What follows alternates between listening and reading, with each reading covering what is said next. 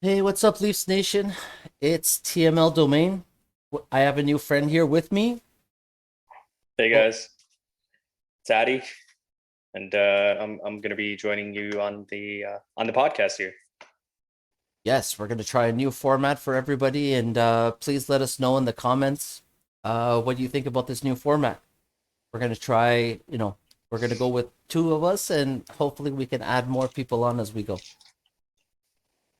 So, last night's game, what do you think about it? You know what? We're this far into the season, given our current standings. I didn't think it was such a meaningful game where I was like, oh my God, you know what? This is what we're gonna be in the playoffs. I don't think so. Yeah, Obviously, we saw the ending there with Mitch Marner and that brutal giveaway. Um, I I just don't think he's the type of player to make those kind of mistakes like consistently. And I mean, overall, the game Ottawa always plays us hard, I think, and they love to give the Leafs a hard time. So I really think that Toronto, although it was a bad game, when you look at our last like 10 games, how many have we lost in regulation?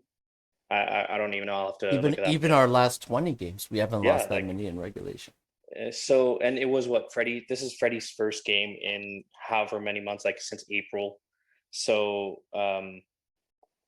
I don't want to look too much into it, but yeah, would have been nice to get the win with Freddie after having not played for so long. Yeah, But I it's think in general, Freddie looked okay. He was moving well. He mhm. was pretty dialed into where the puck was. His rebound control wasn't all that great, but he was making the saves.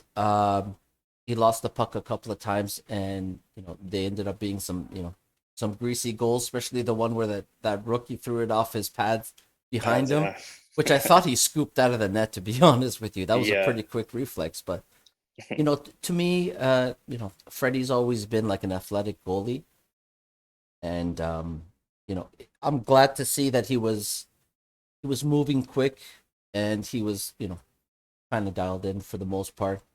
He's definitely it's one of those situations where like if we had to go into the playoffs and it was either Hutch or Riddich on the bench as the backup, that would make me extremely nervous. My like nerves would be through the roof. But just seeing Freddie on the bench, it makes me feel good. hmm But it's yeah. Like yeah, go ahead. I would say that that Connor Brown goal, I think it was shorthanded.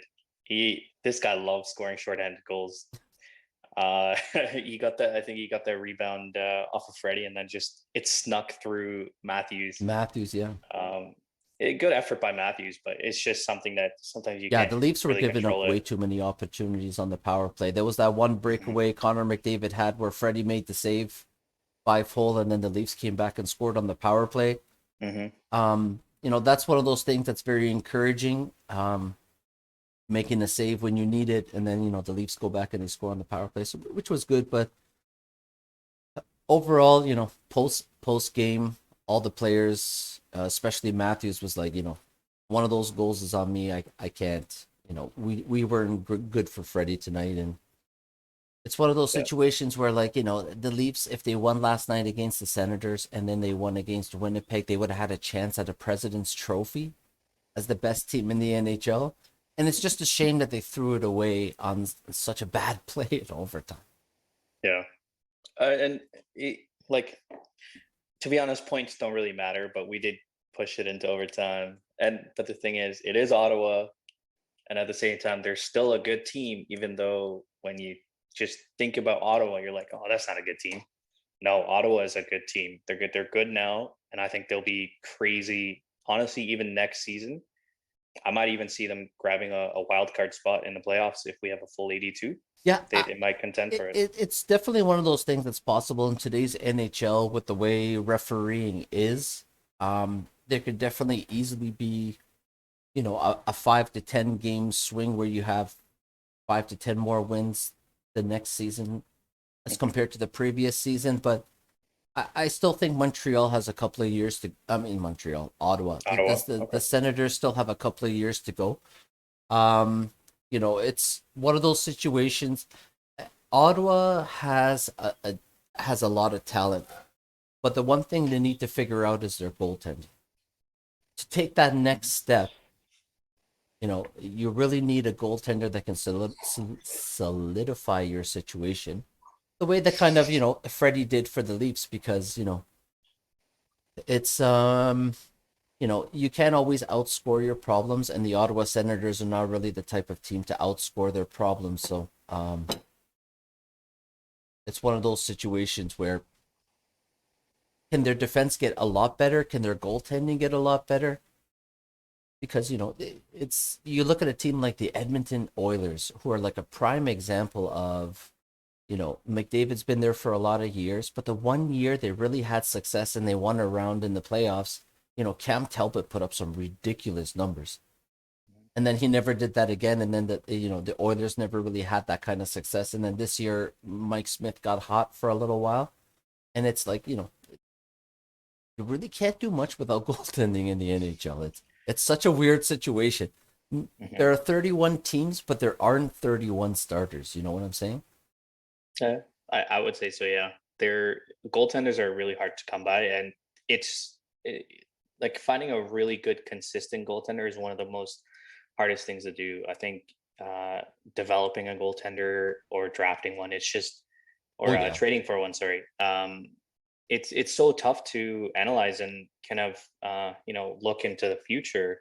It's some goalies can have like really hot starts and Yeah, like it's the couple weeks later. Philadelphia Flyers. I think are like the poster boy for that kind of situation, because it's like they had Steve Mason, and he had that really crazy start to his career where he got like crazy hot. I think he had like a really crazy half season when they brought him in, and then the following season he had some decent numbers, but he never really panned out.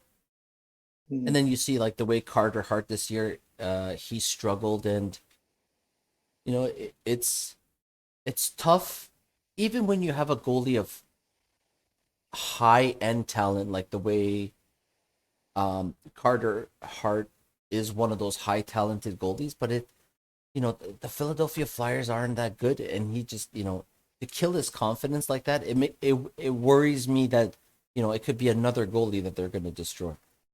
Of course, yeah. Yeah, I know. Funny story. I told my buddy to pick up Carter Hart in fantasy because No, he this was his first year in fantasy. I'm like, you know what? It was like I think it was like the fourth round, third or fourth round, and I'm like, you know what? Maybe you should grab a goalie. I was like, you know what? Carter Hart had a pretty good year last year, and he's a promising young goaltender. And yeah, I was thinking, I'm pretty sure he's going to be the starter. And I mean, he was, but you just yeah, look at his numbers. He's like sub 900 numbers. oh yeah. I just don't think that's acceptable of a starter. Yeah, it's a tough being.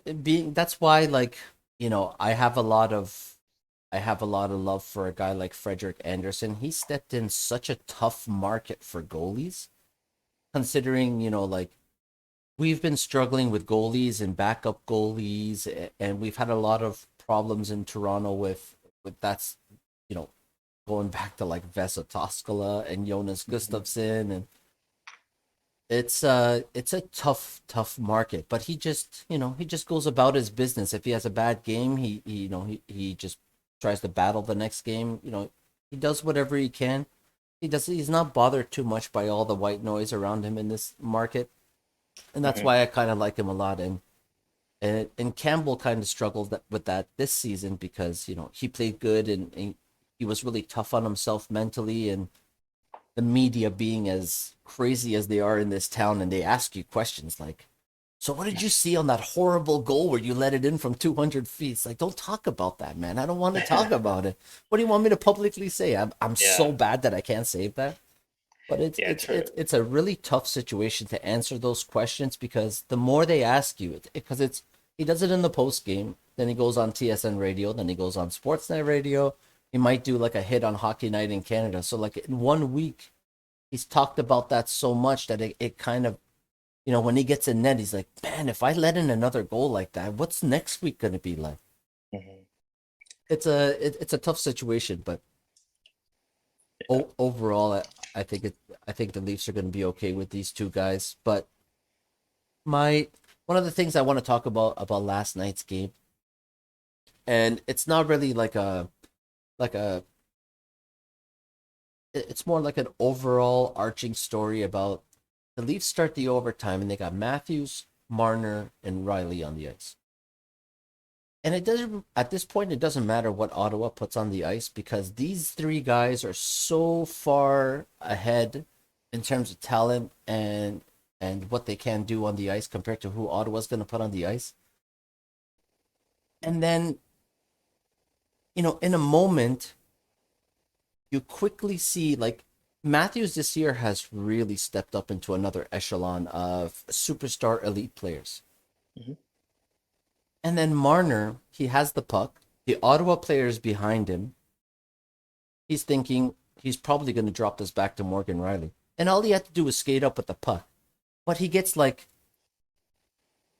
he got flustered. I don't know if he got nervous, whatever happened. He's like, oh, I got to get rid of this puck. And then he throws it back and then the guy picks it up. I'm like, that's where, to me, I don't see Mitch Marner taking off because the way McDavid and Leon Draisaitl dominate teams like Ottawa, I want to see Mitch Marner do that. He should be skating circles with that much ice. Because pretty much a 3-on-3 with his speed and his talent, it's like you're playing on Olympic ice. And you have all the time in the world to just, do like a little skate around. Usually like the same things like William Nylander does. He always does that little back circle and then he just rockets up the center of the ice. And if he has to pass it off to somebody, he gives it off to a wing. If not, he's going to go straight to the net. He doesn't care. Yeah. I would like to see Mitch Marner do stuff like that. And then last night in that moment, he got nervous and then he threw it back. And Morgan Riley is not a defensive defenseman. I didn't expect him. When he tried to put his stick down on the ice, I was like, oh my God, this is going to go right through him. It's just you get that gut feeling as soon as he gave it up, and I'm like, oh, Morgan Riley's not going to make this play. Yeah, even on that shorthanded goal by Brown, he just beats him along the boards and, just, you know, breaks away. Riley needs, I think Riley tries to pinch, but he's Yeah. not a good pincher. He absolutely gets beat a lot of times. Yeah, And I think with his stick positioning, just like battling along the boards for pucks, he's really not good at any of that kind of stuff. The no, same way, like a Zach Bogosian, when he's on the boards, he's chopping and hacking and whacking at the puck and your yeah, hands and your stick. Like you don't want the puck. You're like, just take it, man. I don't want any part of what's going on right now because you're like a lumberjack and I'm a tree. like you're not getting past it. Yeah, like That's Justin Hall Bogosian has for really you. adapted that kind of style of play well, where he's really rough on guys in the corner, and Muzzin's like that, and Bogosian's like that.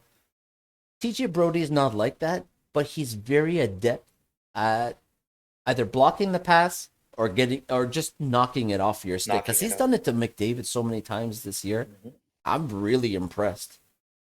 Like one of the reasons why I think Calgary sucked so much is they underestimated how good this guy was and how big of a difference he made on the Calgary team. Mhm. But yeah, I need more from Morgan Riley and I need more from Mitch Marner in that moment. Matthews is Absolutely. just standing there is like, come on. Yeah, I was watching the replay. He's kind of on, hanging out by center ice.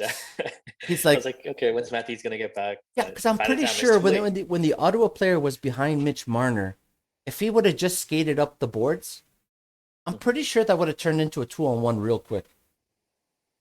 I just Yeah, don't know these overall. I think the Leafs are very happy about the blind backhand passes. That really bothers. You notice these blind backhand passes? yeah.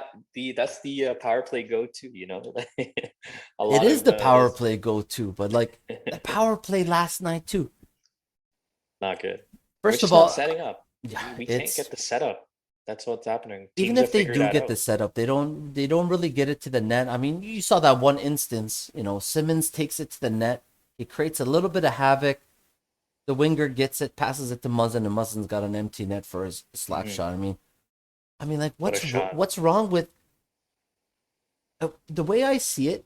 You got Morgan Riley at the top, and you got Mitch Marner, and you got Matthews. Why does John Tavares never touch the puck on the power play?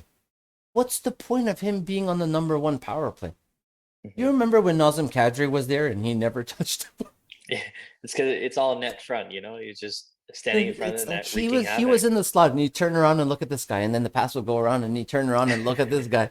He'd be like, I just want to get a touch, man. And Tavares Mhm. doesn't get a touch at all.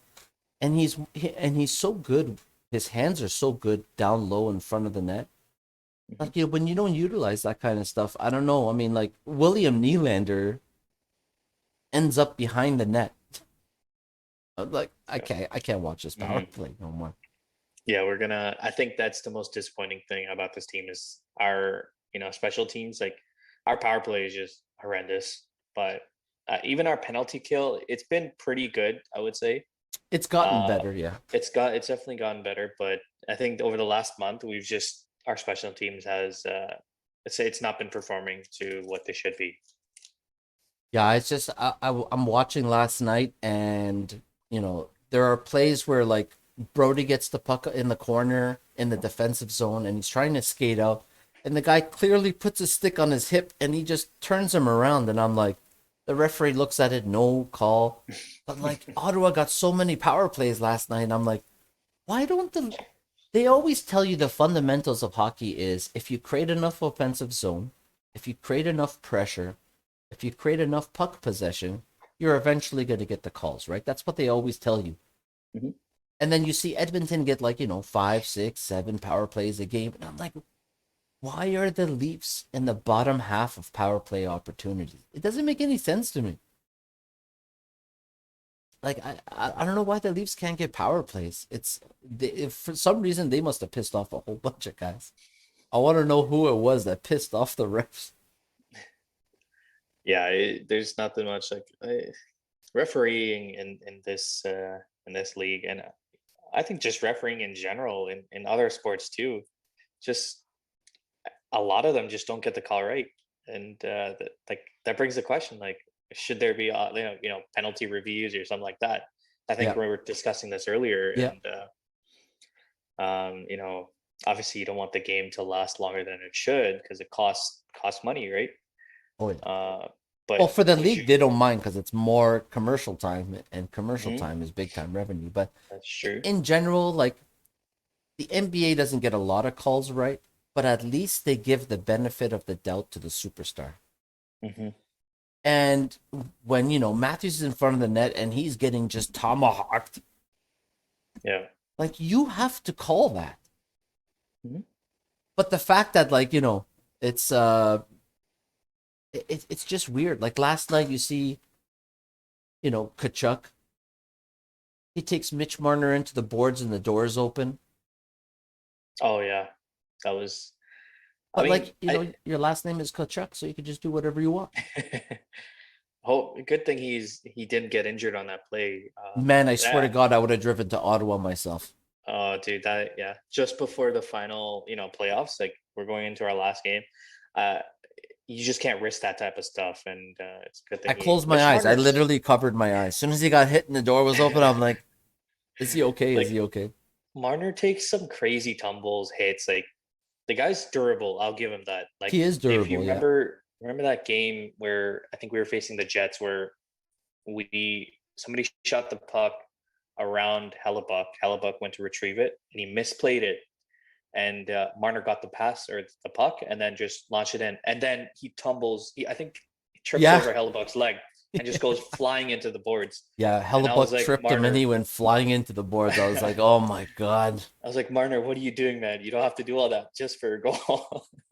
And the guy just gets up like But nothing happened. unfortunately, that's the way Mitch Marner needs to score his goals. If he doesn't He walk the does, yeah. puck into the net, he's not going to shoot it in. No. So it's like a catch-22. You want the guy to score more goals, but He has to do some him desperate things. driving the puck to the net to try to deke it around the goaltender, you know, having it sucks that like you have to deke around the defense and the goalie to put the puck in the net because when you're in the net front, it's a dangerous area. You're gonna get like a Shea Weber and he's gonna come at you. And Yeah. he's not a very big guy, and it's one of those things where he gets knocked down easy. Mhm. Like No, Shea Weber's shots just I don't think anybody wants to stand in front of that, especially the goalies. Like especially the they goalies. uh I don't know, remember it was like last year or 2 years ago where I think it was Freddie who took a Shea Weber shot right off the head. And it's like his ears were Freddie can't ringing. catch a break. Even last night, he takes one off Yeah. the melon, and I'm like, Oh Chuck, can God. you just not shoot the puck and just like not hit the goalie?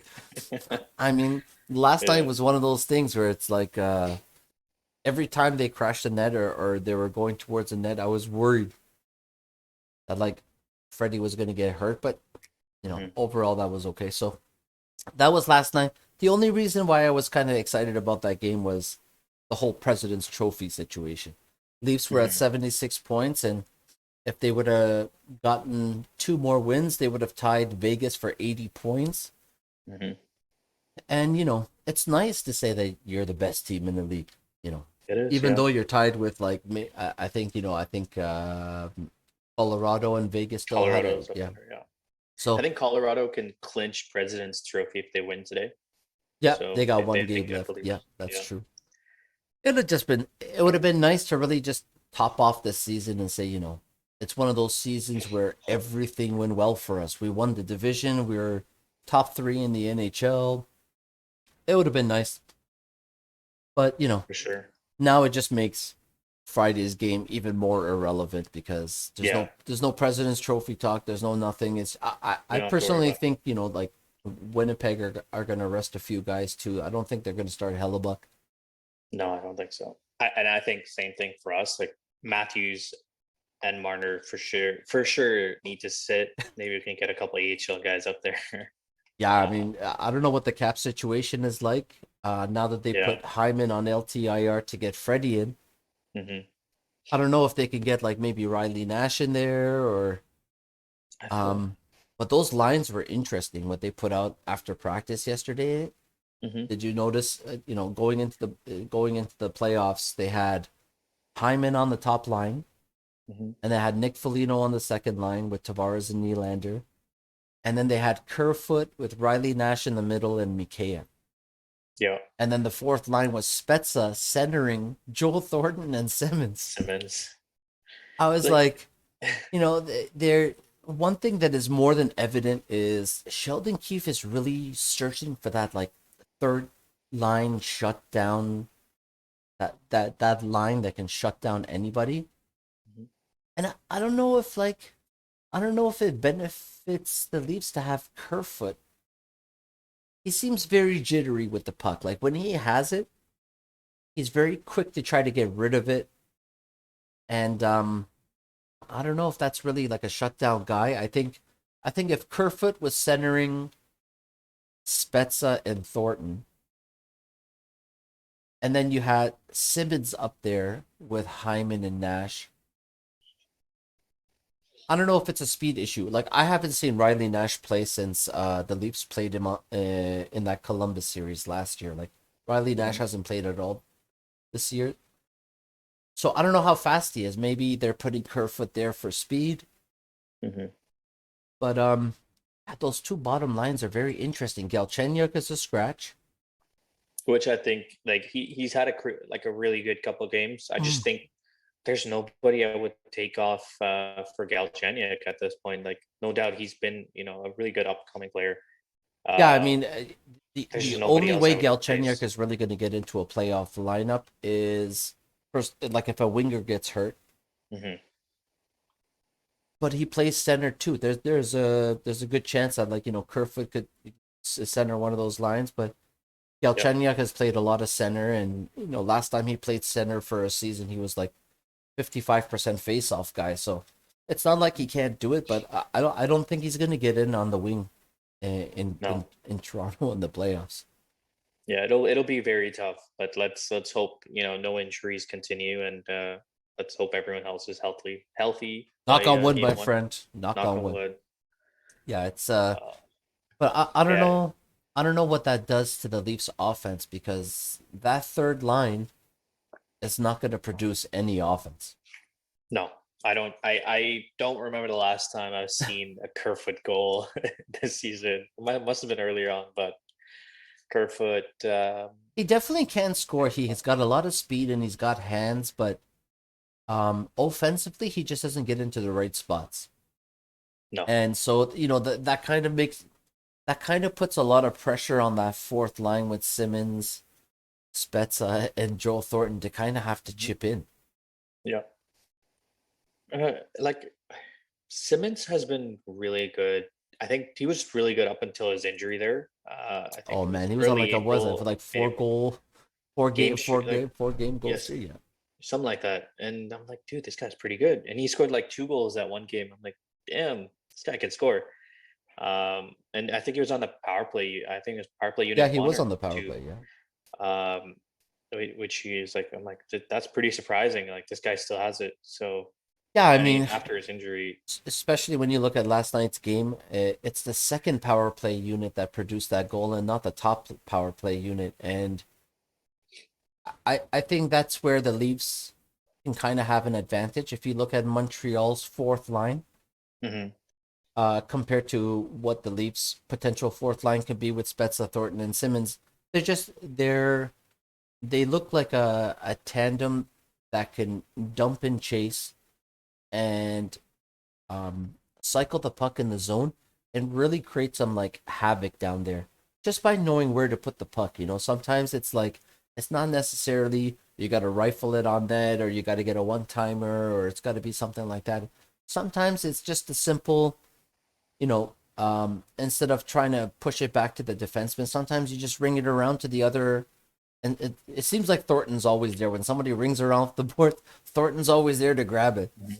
And he either puts it to the net or he does something, and it's like maybe you crash and bang and you get a couple of goals because it's, God knows Jake Allen is not, bulletproof. He's let in weak goals all season, and it doesn't look Mhm. like Carey Price is going to be ready for the playoffs. So, Yeah. Okay. Yeah. No. For some reason, I think I don't know where I read it. They're saying Gallagher, Price, and I think Weber should be ready for playoffs. I'm not too sure about Weber, well, but even if Gallagher and even Price, I if believe Carey Price is ready, he hasn't played in a long time, more than a he month. hasn't. So That is true. he's definitely not going to be starting. If Allen has one of those games where he gets pulled, or if he has a bad game and gets pulled the next game, then you're definitely going to see Carey Price. Yep.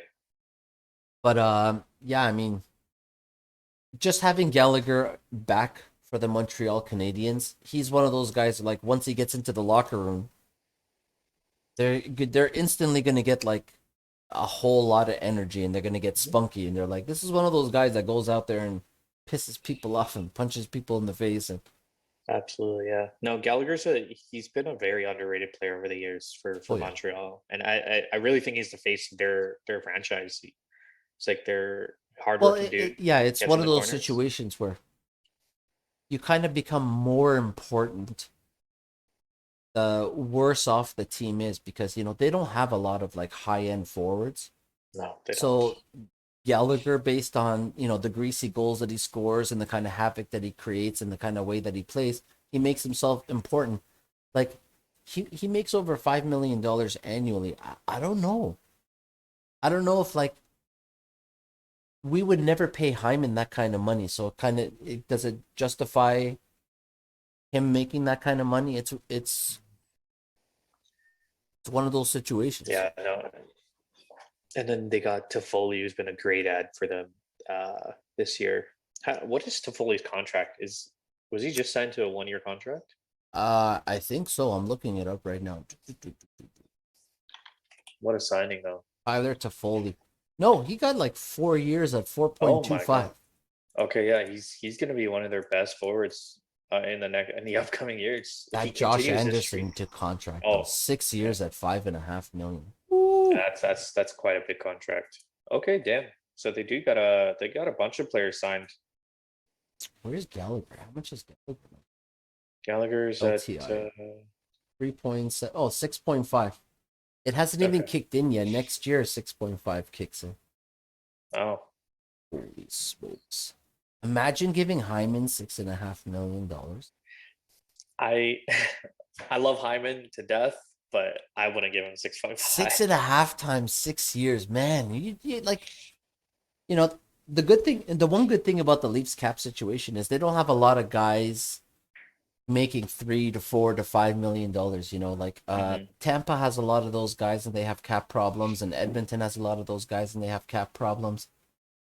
And I'm like, if you had to reallocate money, you'd rather have some superstars and pay the superstars lots of money, and Yeah, have the lower guys making lower money. But yeah, that's what like it's a plus and minus for the Leafs. Like their bottom six can honestly be replaced easily. yeah, It's just because their contracts are really good. They're solid players.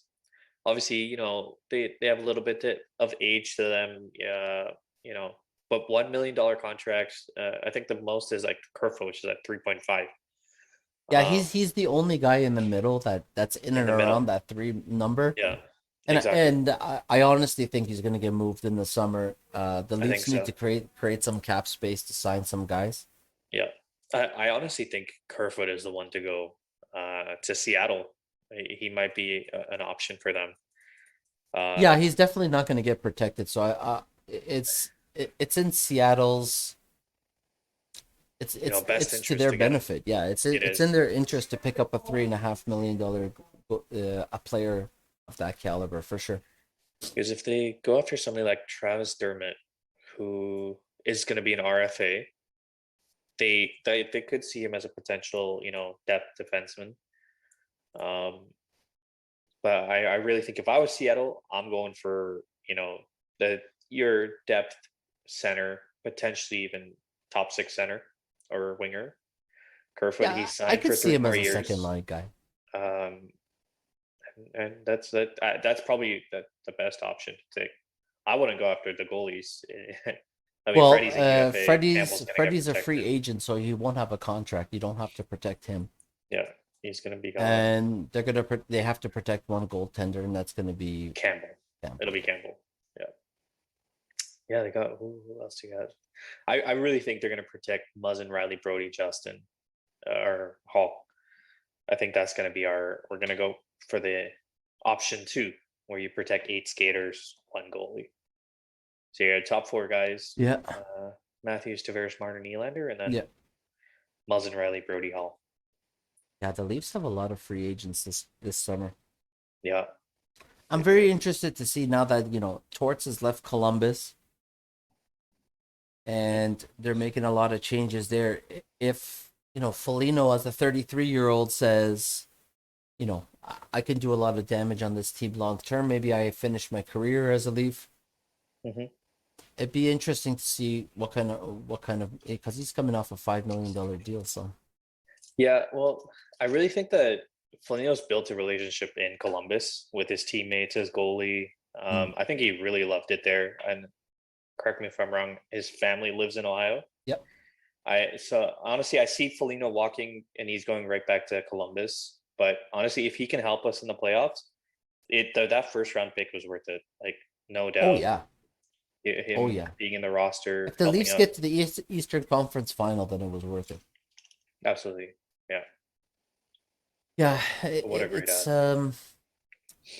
it's definitely something to think about. Foligno spends, a lot of pretty much his entire off season in Canada. So Mhm. right outside Toronto, I think. What was it? There's a small town where his dad lives. Damn it! In the GTA. No, it's just outside it's outside the GTA. It's right on the tip of my tongue. Where is it? He spends his entire off season in a small town outside Toronto. Oh, That's where his dad is. okay. But yeah, I mean he lives in Columbus and his kids go to school there. Yeah. I think a lot of this stuff about whether people choose to leave United States or go to the United States and not stay in Canada or side in Canada has a lot to do with COVID next season. Hmm. Absolutely. And, It's and like money, I think financially, it's also a big aspect for the players too, because um, Leafs make it they worth your while to sign. They do, dude. They give you like 90%, 95% in signing bonuses. Nylander made like over $20 million in his first 14 months after signing that I contract. remember that. Yeah, that That's why was. his deal is so easily movable. And it's like you don't have to pay him that much money for the rest of his contract. And his Mhm, cap hit is great. Like the cash value is very low and the cap hit is good. it is. Yeah. Like, Marner's making 15 million.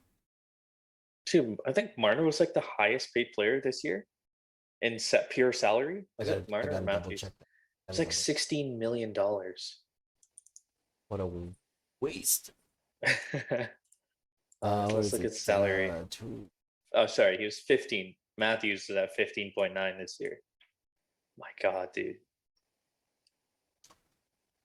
But to think of, like, it's one of those situations where, you know,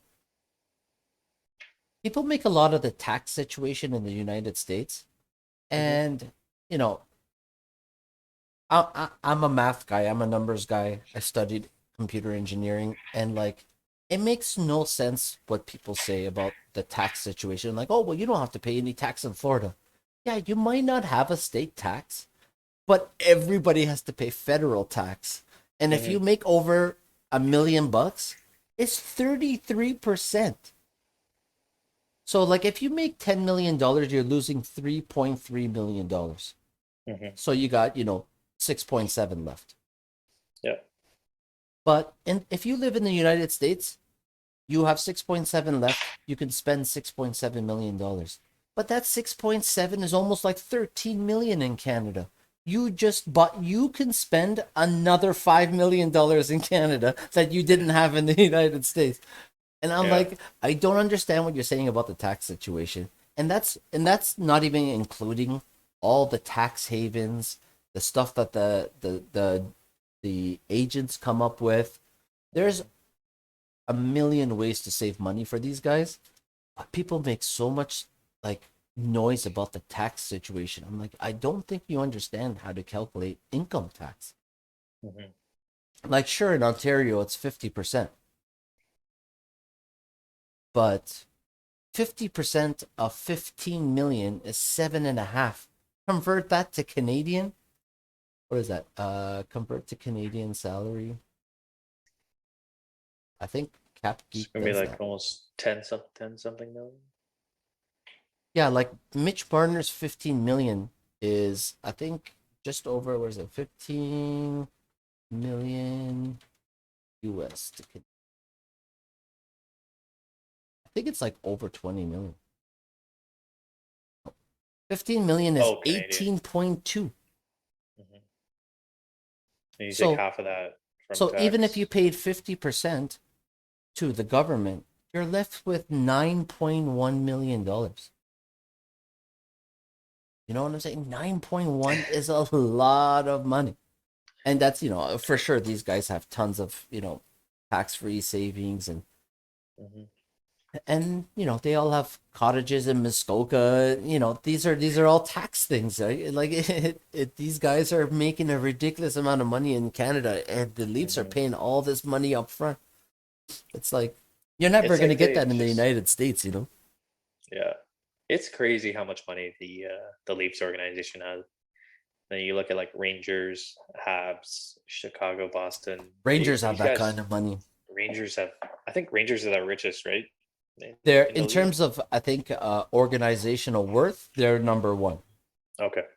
I think it's because they own MSG. Yeah, the Dolan. Is it the Dolan family? Yeah, I think it's Dolan. Like Okay. I think because they own MSG, and MSG is one of those, like, big time places when you say Madison Square Gardens. Yeah. But the events and all that other stuff that they do, it really increases the net worth of the team. Gotcha. But yeah, I Yeah. mean, That. I mean, what did they the last time they sold MLSC? They sold it for like 1.2 billion, right? Oh my God. Yeah, when they That's sold nuts. MLSC to Rogers and Bell, they sold it for like 1.2 billion. That was Right. crazy. I was like, oh my god. What's the percentage of ownership? And then It's doesn't Larry 35%. Larry It's 37.5 Rogers, 37.5 Bell. That's and the rest? 75%, and then the rest is Larry Tannenbaum. Perfect. Okay, that's what I Which was thinking. Larry Ten, my wife works for a rich guy, and Larry Tannenbaum goes in there. He's one of Oh, those like C lenders that, like, somebody wants to buy $20 million worth of art, he lends out the money. oh, that's crazy. He's one Pretty of cool. those guys, and yeah, they're into property management and stuff like that. They own a lot of buildings. They Gotcha. do a lot of condo financing, That's high pretty interest. Like, this is all like way far from the banks. cool. Like, most of the stuff he has is because, big time loans he put out, and that, people couldn't pay off. So he's like, I'm taking this building, I'm taking Yeah. this, I'm taking that, and that's how this guy is, like, two private jets and stuff. He's crazy. But like, Larry Tannenbaum went into the office. My wife messaged me. She's like, "Do you know who Larry Tannenbaum is?" Of course I do. And then I sent her the clip of when he was on the court getting his ring when the Raptors won. I'm Yeah. like, that's Larry Tannenbaum. He's the only guy that ever shows up to the parties. Have you noticed that? Oh yeah. Rogers and Bell are rarely there, but Larry Tannenbaum is like, when TFC won, he was front and center on that stage holding the trophy. The Raptors won, he was there holding Larry OB. Yeah. Man, when the Leafs win, whenever the Leafs win, he's gonna be the first car in the parade with the Stanley Cup. He loves that shit. Like, he Yeah. loves that stuff. That's what you want to see in an owner. Like you want them to Too bad he take doesn't pride have in. enough money to buy the whole enchilada. Yeah. But he's a very passionate guy, Larry Tannenbaum. He risked a lot to get the TFC team in Toronto, and he basically camped out at Colangelo's house, and he was like, "I'm not leaving here until you talk to me or you, like, sign on to come to the Raptors." All He's right. he's one of those guys. He's very bullish on, he wants his teams to win and stuff like that. Mhm. And he's a good owner. He seems to really, you never see him at the Leaf games. No, I don't remember the last time I've I mean, heard like, his name. I've been in the boxes a lot, and I've been into the media gondola at the top, and I watch the games, but like, you never see Larry Tannenbaum.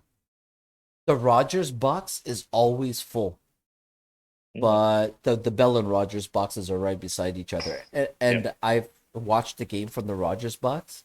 Oh It no is way. literally the best place in the entire stadium. So, Yeah. like, my wife's boss, right? Yeah. He has a lot of buildings, and every time people move in there, he creates leads for Rogers, right? They call them up. We sell you TV, internet, all these different things. So, like, Rogers loves him. Every time a new phone comes out, he just gets shipped for free. Yeah. And uh, what's it called? They invited him to the Rogers box. He has season tickets to the Raptors, center court, 12th row, great seats. Nice. I've used them many times. And so he got invited to the Rogers box. He didn't want to go, you know, and everybody at my wife's work knows how crazy of a Leafs fan I am. Hmm. So the guy was like, "Yeah, if you guys want to go, go." So we went to, and it's like 200 level, and it's like just past the goalie. So it's like somewhere Okay. between the goalie line and the blue line. You're Okay. like on top of the players. It's such a great place to sit. And Yeah. everything inside is catered, and you eat food and you drink and you do whatever you want. It's a very nice place. It's That the seems like a best fun time. experience to ever watch a game. Is those 200 balcony boxes? They are the best. Yeah. Yeah. And no, once I've you been. once you sit there, you can't sit anywhere else. I've been spoiled. Yeah, like I think I've been to maybe 3 or 4 Leaf games, like in person. And Really? like, dude, the very first one I've ever went to, my very first hockey game, was back when the Leafs faced the Atlanta Thrashers. No. That was my first game. Wow, that's a long time ago. Yeah, I don't remember what year it was, like 2009, 2010, but it was a long time ago. And I remember the one name, Alexei Ponikarovsky. You remember that name? I love Ponikarovsky. What that's the one name that I remember from that day Yeah. is he scored a goal that day. Man, it was like 5-3. I still remember the game. I didn't know too much of the Atlanta players. I think Evander Kane, Kovalchuk, were those guys still on the Oh yeah, team? Bufflin. yeah, I'm yeah, yeah. now that I look back at it. But man, if I knew hockey back then, I would have been way more excited. Because I'm like, dude, Kovalchuk. Like, I was a pretty big Kovalchuk fan. Like back in the day, he was He's a still crazy playing player. now, man. He just won the KHL Cup, He did the Gagarin. Gagarin Cup. Gagarin Cup. That Can't is even pronounce one that. good looking trophy, man. When is the NHL gonna wake up and design some gorgeous thing like that? That thing is so nice. Dude, It's how do you use the Gagarin Cup? Let me take a look. Oh, dude, that's nice. isn't it though? It is. It looks like kind of like a chalice, like you drink wine, like over beer out of, you know? Man, this thing is so gorgeous. When they fill it up and they drink out of it in the locker room, it is a gorgeous. It just it the way it's designed and it has the shield on it. Hmm. It looks like it's something like it looks like Jesus' chalice. It looks like the Holy Grail. It looks so Yeah, no, crazy. I'm like, that's a why good not? looking trophy. I love the Stanley Cup. Don't get me wrong, but like when you see something like that, it's like that is gorgeous. Imagine like raising that over your head. Hmm. That's It's a very that's good a two looking man trophy. trophy for sure.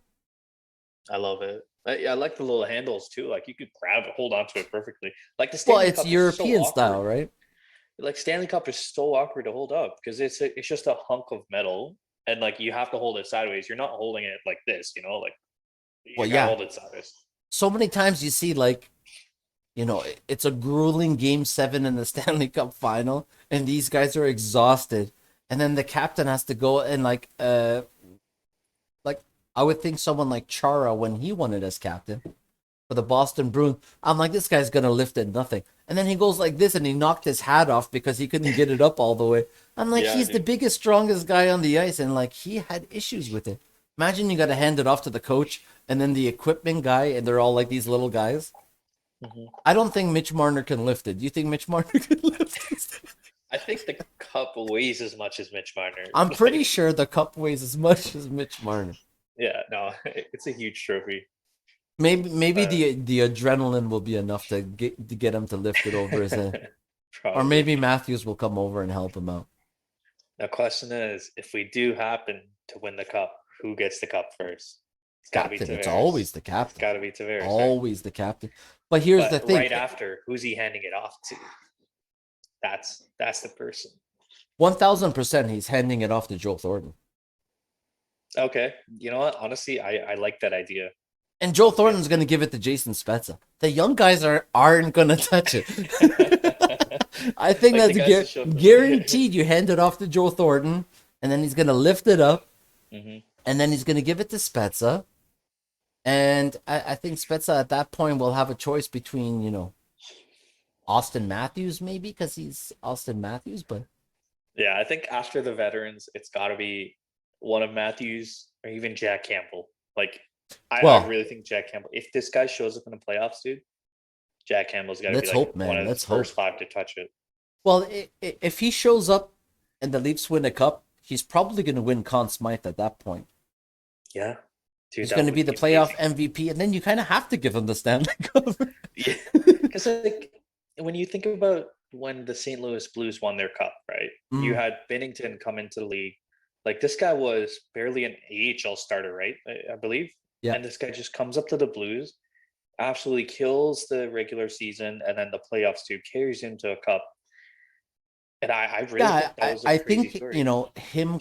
him arriving onto a team that was ramping up for the playoffs, and as good as their defense was, and their defense was unbelievable. Nuts.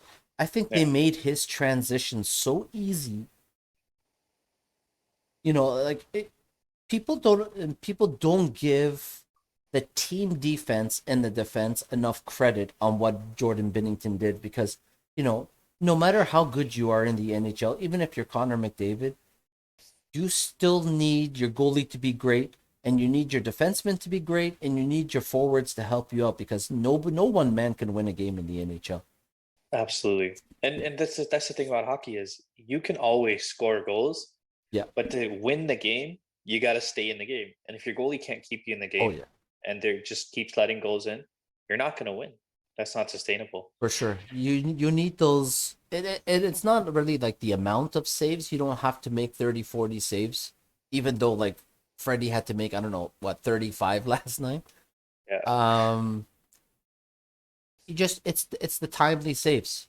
Just like for example, like yesterday, the Leafs were down, and then Freddie makes that save on the Connor Brown shorthanded, breakaway, and then all of a sudden they score on the power play. Yeah. And that's what kind of makes it possible for your team to come back and have a chance later on in the game. And thank God Exactly. Matthews finds that puck and puts it in the net for his 41st. Yeah. No, He is Matthews ridiculous. is this guy's crazy this year. I really think his goal production is just going to keep going up. Like in this first how many years? So he got 40 goals his first year and then 34, 37. Then last year he had 47. This year since we have One thing 40 about that 50 rookie games. season is he was 4 goals off the Maurice Rocket Richard, and it's only because Sidney Crosby went all world that year. Hmm. But he was ahead of Ovechkin. He had more goals than Ovechkin and McDavid and Panarin and Kucherov and Draisaitl. Like that was his rookie year on a bad of a roster as they had. Yeah. And I don't think that rookie season gets talked about at all. No, it's kind of just, flown under the radar. Like who won the Rocket that year in 16, Sidney 17? Crosby won it with 44 goals, and Matthews had Yeah. 40. Okay. I remember watching it. I'm like, this guy's more goals than all these guys, and he's like 4 goals off. Just like last year when they cut off the season and Matthews was 1 goal short of the One Maurice goal Rocket off. Richard. I'm like, Yeah, this guy has such bad luck when it comes to the Maurice Rocket Richard. He could have had 2 or 3 already. probably. Like last year, And especially because they cut it off and we didn't get to. Not everybody got to play the same amount of games, which I thought that was shitty. like Matthews just has horrible luck.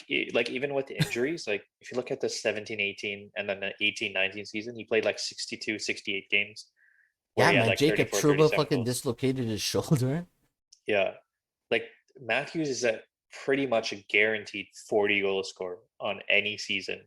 Yeah, And yeah. honestly, he could contend for 50 given his like if he keeps his pace up next year and the following year, he's gonna be like So Ovechkin in like. his rookie year, his goal scoring pace per game was 0.49. Then he went to Okay. 0.55 in the sophomore season. And then in 2018, 2019, it was 0.54. And then last season, it was 0.67. My And this year, God. it's Eight. 0.80. Oh Like his God, dude. progression is like if This he guy's goes up to nuts. higher than zero point 0.8 next year in a full season, that's a It's like like Ovechkin's. 60. Yeah, like That's Ovechkin Stamkos level. Like I think that one. Ovechkin and Stamkos, their career highs are 65. Yeah. And so he's on pace to score 67 with 0.80. Imagine scoring more goals than Ovechkin and Steven Stamkos. Like that's a huge thing. Yeah. No, But it all it's been depends, right? Like 5 years. next year's lineup in terms of who the left wingers are Hmm. is going to determine a lot of that. If Nick Foligno sticks around and signs as Matthews' left winger, you know, my ideal scenario is like Nick Robertson just comes to camp next year and says, "Listen, I'm the best left winger you guys got, and I'm going to play with Matthews, and we're going to score a shit ton." Yeah. Like I would love for Matthews to have like a 30 goal left winger. Like that's my dream come true. I'm like, this team is not complete until Yeah. his left winger is like somebody really, really great. The Leafs have really been struggling on the left side. Like we haven't had solid left wingers in a while, other than Hyman. Yep. I just don't think the Leafs have any good left wingers. And I believe next year Robertson's going to go into camp like he's like, I'm taking this roster spot. This is my spot. Yeah. Like Robertson's such a committed guy. Like I don't remember if you uh when the World Juniors happened, Mhm.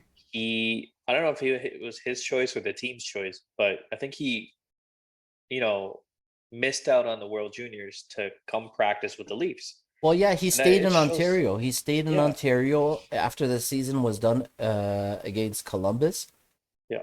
And he's like, I'm going to stay in Ontario and I'm going to train and I'm just going to wait until the season starts again.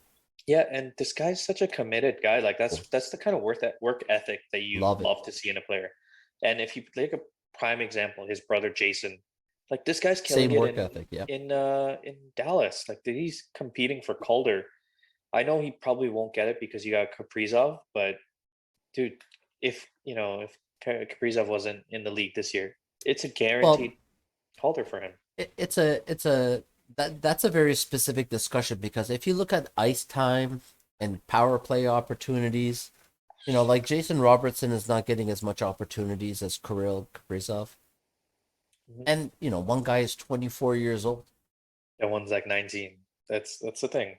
It's quite a big age gap. That's a whole other discussion. It But is. if Nick turns out to be like his brother, Yeah. man, we're gonna have a really good Well, prospect one on thing our we hands. know about Nick Robertson that's 100% is he's got a very legitimate NHL shot. Like he can rip a Absolutely. wrister from anywhere. And he's Yeah. got a dirty slap shot. I can't Yeah. wait for him to get on the power play and start ripping some slap shots. I'm like, we need somebody with a slap shot. I think so. Like I keep replaying that one goal he scored in practice against Arundel. Right off the face off, absolutely lasers. I don't think I've ever seen a Leaf slap shot like that. Even though if it was in practice, what a Once I goal. saw that, I paid attention to how the guys reacted to the goal afterwards. And a lot of guys like skated past them with a smile on Like their face and like, it's eh, practice, calm the hell down. If that hit the yeah. goalie, I don't know if that would have hurt him or not. Like, you can't be doing that kind of shit. Yeah. They No, were all like Nick's giggling to themselves. They're like, "Oh man, did he rip that in practice?" Like like no one's taking a shot that this hard. I've seen a few slap shot goals by Robertson. I'm like, this guy's gonna be really good if he keeps this up Hey, it's reminiscent of the goal he scored against Columbus in the play-in round. in the He playoffs. he Exactly. Yeah. ripped it off the boards. There was no traffic in front of the net. The goalie saw it coming from a mile away, Hmm. but he couldn't close his legs fast enough. And even when he did, it still squeaked through. That's how hard he Yeah. ripped it. I'm like, that's what I need. I need a kid who puts everything into every shot. Yeah. Yeah, I would love like next year. I think it's a lock that Rasmus Sandin is going to be a Toronto Maple Leafs to start the I think season, so. Yeah. and hopefully Nick Robertson can at least make the third line, if not the second line. If Hyman comes back and he's playing left wing on the top line, then Robertson has a legitimate opportunity to play on the second or the third line, and who knows how free agency is going to go. Leafs always find a way to add players and figure out the cap. I think Jason Spezza, depending on how far we go in the playoffs this year, I really think Spezza is going to re-sign one last year. I think both Spezza and Thornton have 1 year left You think so? after this season. I Okay. guarantee you it. If the Leafs get to the Eastern Conference Final, they're gonna see it as unfinished business. Let's go for 1 more year. I think so. Yeah. I think Possible. if they get if it goes sideways in the first round and they lose to Montreal, I don't think they're gonna come back and say, it's unfinished business. Let's see what we can do because Spezza already kind of dealt with that last year. So Yeah. it's I think Joe should sign a 1-day contract in San Jose and then retire a Shark. Like that career is. I I think think he either could. way he's gonna retire. As a San Jose Shark, he's gonna go into the Hall of Fame, no doubt. Absolutely, yeah. And it's not gonna unless he wins a cup in Toronto, it's gonna be a San Jose logo beside his name. I think that's the only thing that's gonna change um his Hall of Fame situation because Mhm. for sure he's a San Jose Shark and that's what everybody remembers him as. Yeah. But yeah, How about I saw a video on Sportsnet of Patty Marlowe waving his potentially his last game on NHL ice. It was pretty sad, tough to see. yeah, I think he's What a done. great player. I think he's done That's for sure. You think so? I'd Yeah, love to see him maybe on he's one. gonna have a job in sports. He's one of those guys that's gonna retire and pop up somewhere. Yeah, yeah. Definitely. Like the guy's he's all class. He's very well, like Yeah, amazing career. Most games played in the NHL. Uh, yeah, no. guys that are respected like that always end up with jobs somewhere in the NHL. You know, guys like Brian McCabe and Chris Pronger, and like I didn't know Brian McCabe was like a what he runs like defensive, what is it? Defense development or something like that for the Florida Panthers. Oh, really? Yeah, he's got a Yeah, job. no. He's been working for the Florida Panthers for like a number of years now. I was like, oh, I didn't know that. How funny would it be if the Leafs hired Marlowe as one of their coach as one of their coaching development staff? That would Hey, be pretty listen, funny. man, we Power need play to hire coach, somebody who knows how to figure out the power play. Like power play, we need a exactly. defense, like a power play specialist coach. Uh, Why don't we have one of those? Like we Manny yeah, Malhotra was supposed to be that guy. I just don't think like. I think starting off the season, we're like, okay, yeah, this guy, he our power play looks okay, nothing special. We had a bunch of goals, good PK, but man, like after a month in, we just saw our special teams just tank. I don't Yeah, know what it's one of changed. those things where like it was when Matthews got hurt the first time with his Mhm. wrist. That's when the power play went down, and then it never came back. Never came back. Yeah, And I was like, it was such horrible time because the power play was good. Then Wayne Simmons got hurt, and that hurt the power play a little bit. And then Matthews got hurt, and then it was just like it never came back. It's such a shame. yeah. Oh, It's somebody's at my door. I don't you got a doorbell, Nest doorbell. know. No, no, no. I mean, I'm in my front office. I just saw somebody walk across my front yard. Oh, What the hell is he doing? I got a doorbell for that.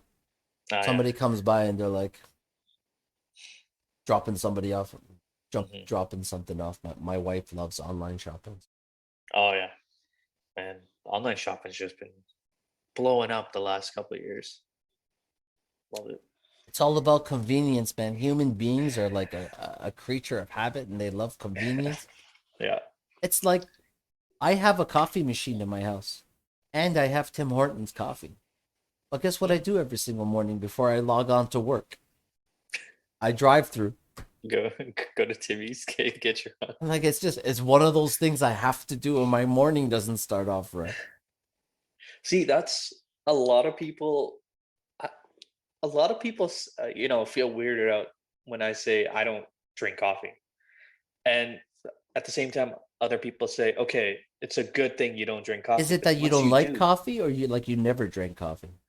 I mean, I it's tough. Like when I drink coffee, like I don't really drink black coffee. I need a little bit of creamer in there, Yeah, not a lot I'm of a double sugar. double guy. Yeah, double double's perfect. Like that's the perfect amount for me. Yeah. Um, but I just don't go out of my way to get a coffee. Like if I don't have a coffee, I just don't feel like my body needs it. Um, Mm. I know a lot of people are like, oh my god, like once you drink coffee, it's like kind of like an addiction. Like you need it to start your day. No, I Um, don't think I'm addicted to coffee, but it's just that like I love Tim's coffee so much yeah, that like if this is my morning double double. What is it now? 120. I'm still sipping it. It's cold, but I love it. yeah, Like the it just tastes so good in the morning. When I take that first sip, I'm just like, oh, I could do anything right now. I can yeah, accomplish anything. yeah. Do you drink? Like Do you drink like energy drinks or anything like that?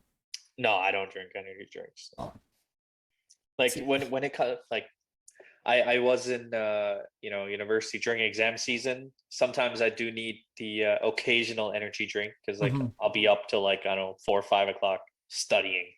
So I'm like my body literally can't handle staying up. So I'm like yeah. okay, once in a while I'll have an energy drink.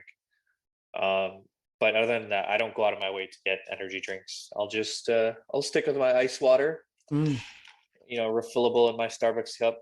I love these cups, dude. They're like a couple bucks at Starbucks, but they're Yeah, reusable. yeah, yeah. They're reusable, like hard plastic ones.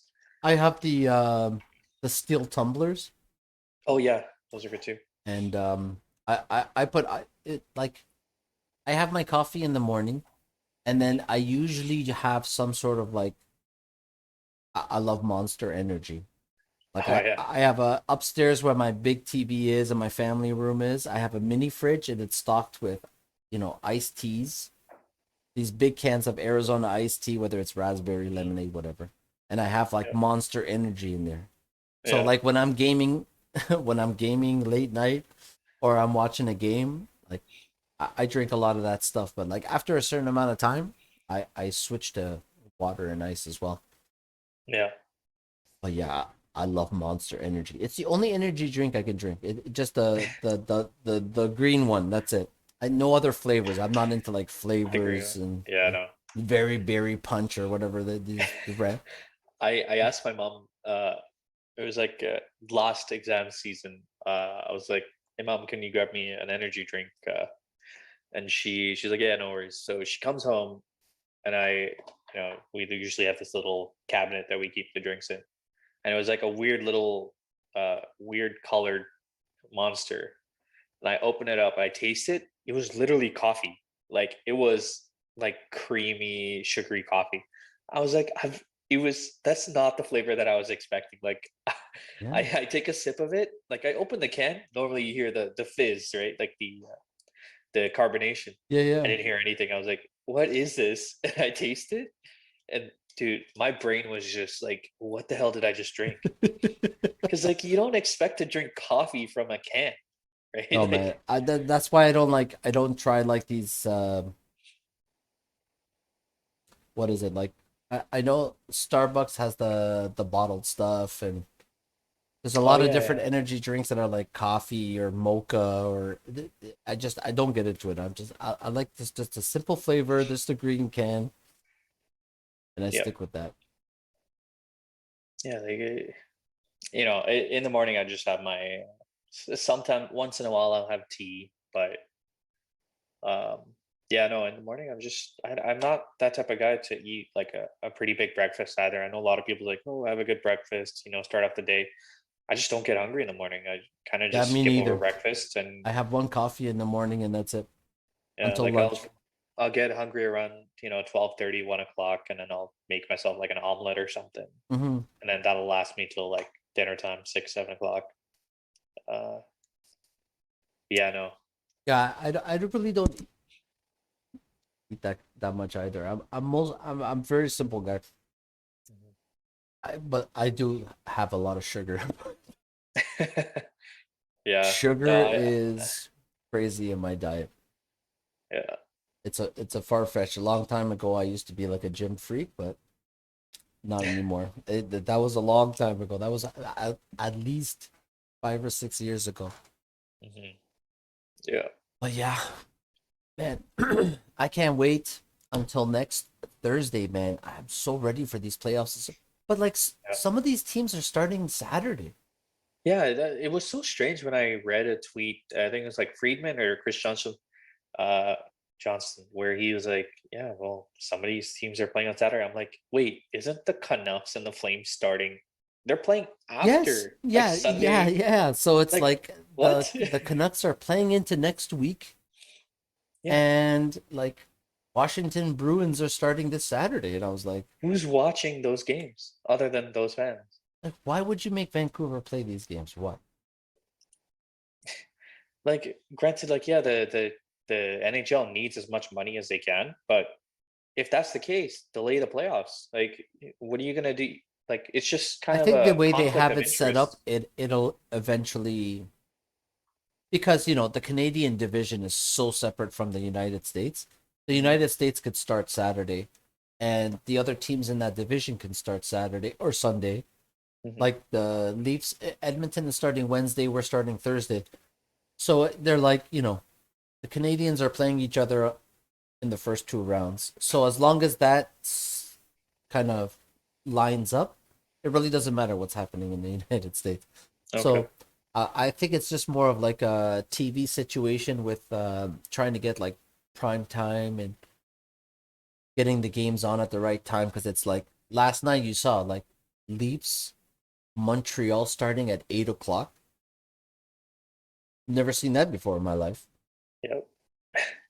Yeah, it was yeah, Leafs and or you But mean yeah, Leafs in Ottawa? Yeah.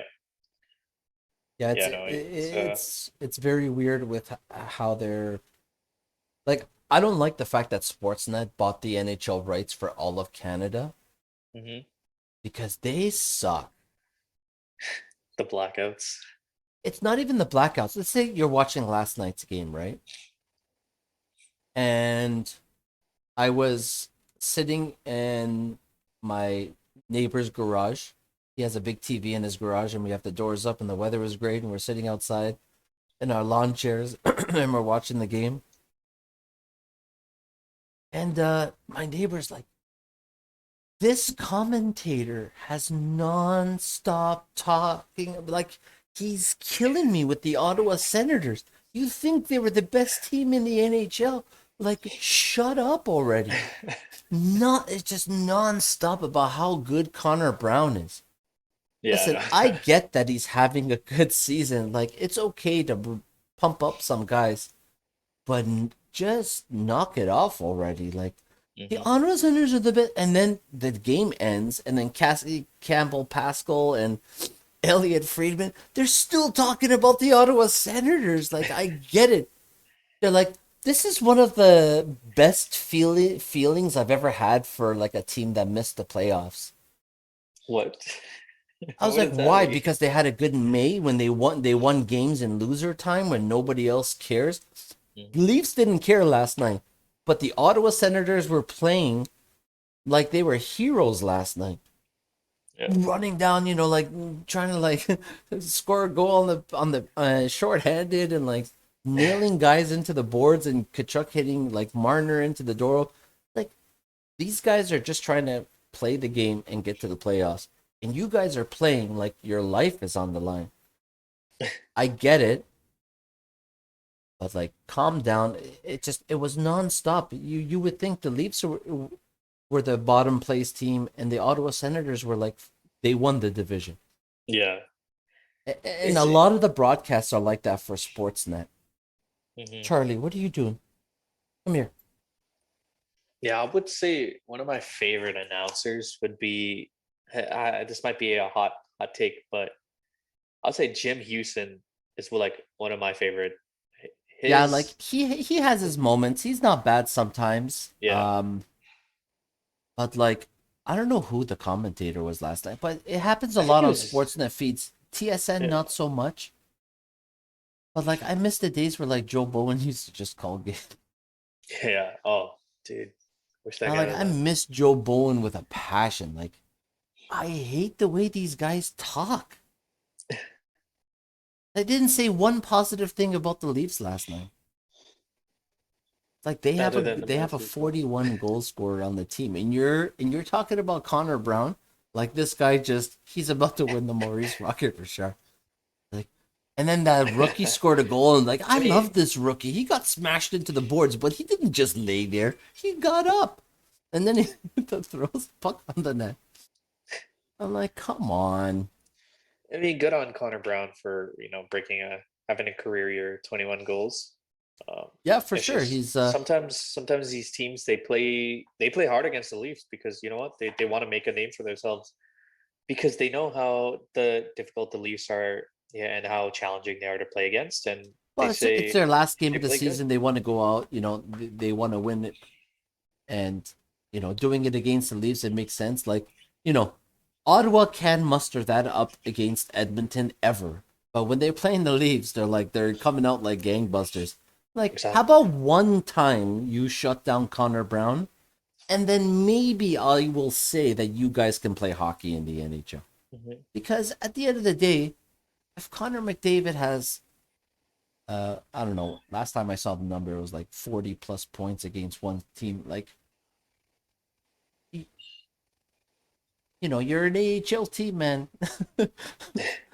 Like, one time you have to be able to stop the guy, just one time. Hmm. And it's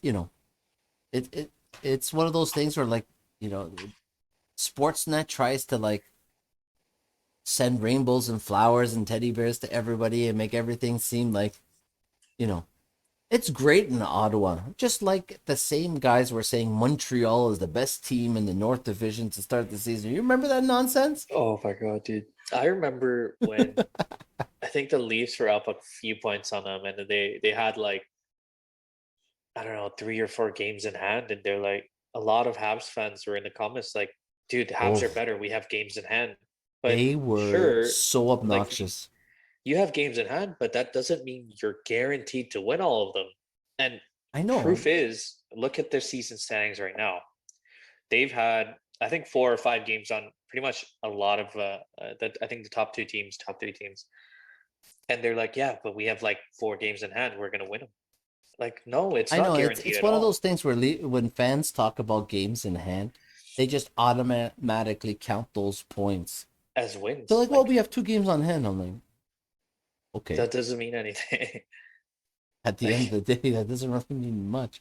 Who are you playing those games against? I mean, but it, it's a funny situation. It's been so many years where, you know uh, you hear positive things about the Buffalo Sabres, you hear positive things about Montreal. Like, I'm like, they were a 500 team last year, and they were handed a spot in the playoffs. Like, 500 teams don't get handed spots, and then this year they're just above 500. Like, nothing's changed for the Montreal Canadiens. They don't have goaltending and they don't have defense. so the Habs have won 24 games and lost a total of 32 games. So they're 24 and 32. Yeah. They have 11 overtime losses. That's, bro, you can't be losing that much. Yeah, I mean, the overtime losses too. It's one of those things where you play 3-on-3 and you go up against a team that has two centers like Matthews and Bars, and you don't have any centers. It hurts you, and it hurts you in 3-on-3 overtime. Like I get that the Habs are, honestly, they've been a really good team the last few years. Like they've been growing. They've been building up prospects, Romanov, Caulfield, Kotkaniemi.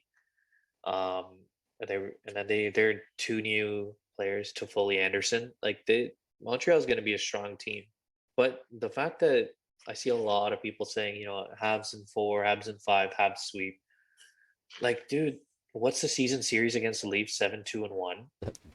Uh, and then from the Habs It's perspective, it's like 3-6-1 or something like that. Yeah, And I going think into the playoffs, Habs fans in general have this thing in their mind where they just think the Habs are the Habs are the team where, Carey Price was unreal and he was in his prime. And that's it. Like, even in the play in last year, Carey Price got hot and they beat the Pittsburgh Penguins. But nobody told you that Sidney Crosby had to have hernia surgery and he wasn't anywhere close to the guy yeah. he was. And then Matt Murray was in net and it was atrocious. And the thing is, like, the Canadians right now are on going into the playoffs on a 5 game losing streak. 5 games. They, dude, they're 4-4-2 in their last 10. Yep.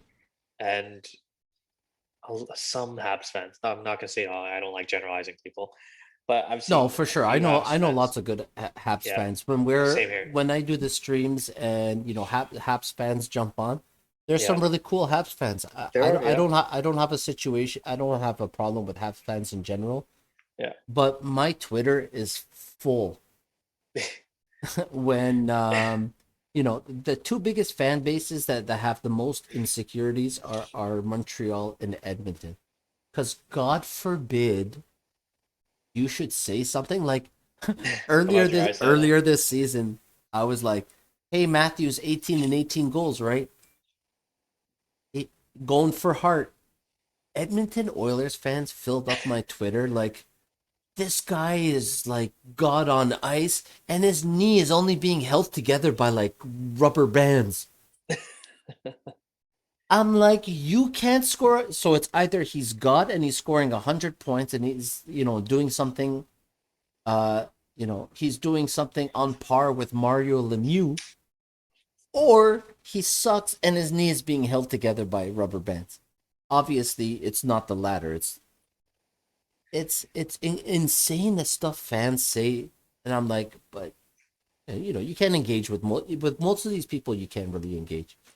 Yeah, like it's when I look at like conversations about McDavid Yeah, and Matthews and Drysdale, yeah. like I it's so strange. Like a lot, like it's been like a custom that everyone has to compare player to player. Dude, every player has brings their own thing to the table.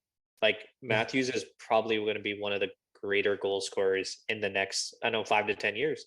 Well, And McDavid I will think for be sure we're gonna see. In my generation, it was Ovi, and then we're gonna over see that crazy. baton passed over to Matthews for the next little while Yeah. until some phenom comes out of nowhere. Like, and a But lot of people it's are saying like, and I'll give credit to a lot of fans, even like they're realizing how good Matthews is when he scores goals. Like this guy, well, you can't they can deny see it. it. But like what Like, when Drysdale scores like I don't know 45 goals or whatever, mhm. there's not really much you can say. It's a catch 22, right? If the guy who scores 45 goals and is in the top of the league, if you say he sucks, then every player on your team is pure trash, right? For sure, exactly. So it's one of those things where like people message me, especially Oilers and Montreal Canadiens fans, and they're like, first thing they say is, Leafs haven't won a playoff series in 12 years, 1967, right? I go, if my team sucks and they're top three in the NHL and they won the division, what does that make your 500 team? Should you even be in the NHL or should you get relegated to the ECHL like in soccer? I'm like, it's either one or the other. It's either one is good or it's trash. And what the hell does that make your team? Can you imagine if there was relegation in the NHL? Like, Man, the Sabres would be so good. oh, dude, Sabres, Red Wings, Sabres would be in the Senators. East Coast Hockey League in Newfoundland. No, it's one Yeah, of those funny things where like when someone's good, you just got to give them props, right? yeah. I When they're have good, no they're problem. good. Because if you Like, don't, if you say a good player is trash, then you just literally trashed everyone you like. it's just like I get there's always going to be like trash talk and fan bases, and I think that should be And a part of sports. Like yeah, man, I love it. Trash you love talking is good. you want to hype up your team, but it's to the point where you're, You kind of like falling asleep, put Charlie? you're kind of like putting down other players. Like, come on, dude. Like there's a reason they're in the NHL, dude. Like, and you're Obviously, not. yeah, Like, yeah. you have, even like players that aren't good. Like Cody CC. Like, sure he's not good, but like, okay, that's probably a bad example. But Cody like, CC is, a lot of it has like to do with circumstance and how your team is made up. Because if the Edmonton Oilers were a deeper team, they wouldn't have to pay McDavid as much, and he wouldn't have an hour more of power play time than Matthews, and his stats would be a lot more regular. Not that he's on pace for 140 points like he is this season. He yeah. would be like, he'd get a lot of assists, and he'd be like his assists would probably be on pace with Mitch Marner, and he'd score 30 goals, which would make him a 100-point scorer. But when your team is as deep as the Leafs are, Matthews doesn't get to stay out there for the full 2 minutes on the power play, and he doesn't get to do this, and he doesn't get to do that, and it's different. It's hard to compare McDavid and Matthews because of their team makeup. It has a lot to do with how they score and how many points they get when their team is that good. Mhm. Yeah, like a lot of the conversation is on like when you're comparing like McDavid to Matthews, like a lot of fans say that, oh, obviously like some people like to troll on social media, like say, oh, Matthews is better just to get a reaction, right? And I like, dude, McDavid he's just in his whole like own league. Like Yeah, there's I no mean, player that comes if close you're to if him. you're looking at goal scoring, obviously Matthews is the better goal scorer. But Yeah, if you're looking at yeah, an overall package, McDavid has got the overall yeah. package because he play makes Hmm. and you know it's one of those things that's hard to compare because until Matthews gets like a dry sidle on his wing and then he gets to make plays to him and that guy scores 30, 40 goals, who knows, maybe Matthews is the kind of guy that's capable of 120 points, but Yeah. we'll never get to know that because the cap doesn't allow you to add too many guys like that. But it's it's a very tough situation. But at the end of the day, all you can say is they're both the MVPs of their team. Both teams need those guys. And, who elevates, obviously, know, you see it a lot this season when McDavid gets shut down. Montreal did it a lot and Toronto did it a lot. When McDavid gets shut down, the Edmonton Oilers don't have a whole lot to throw at you. Hmm. So, if you want to win a playoff series, you know, Get a shutdown take a line. take a guy, put some fucking Velcro or glue on him, and stick him to McDavid.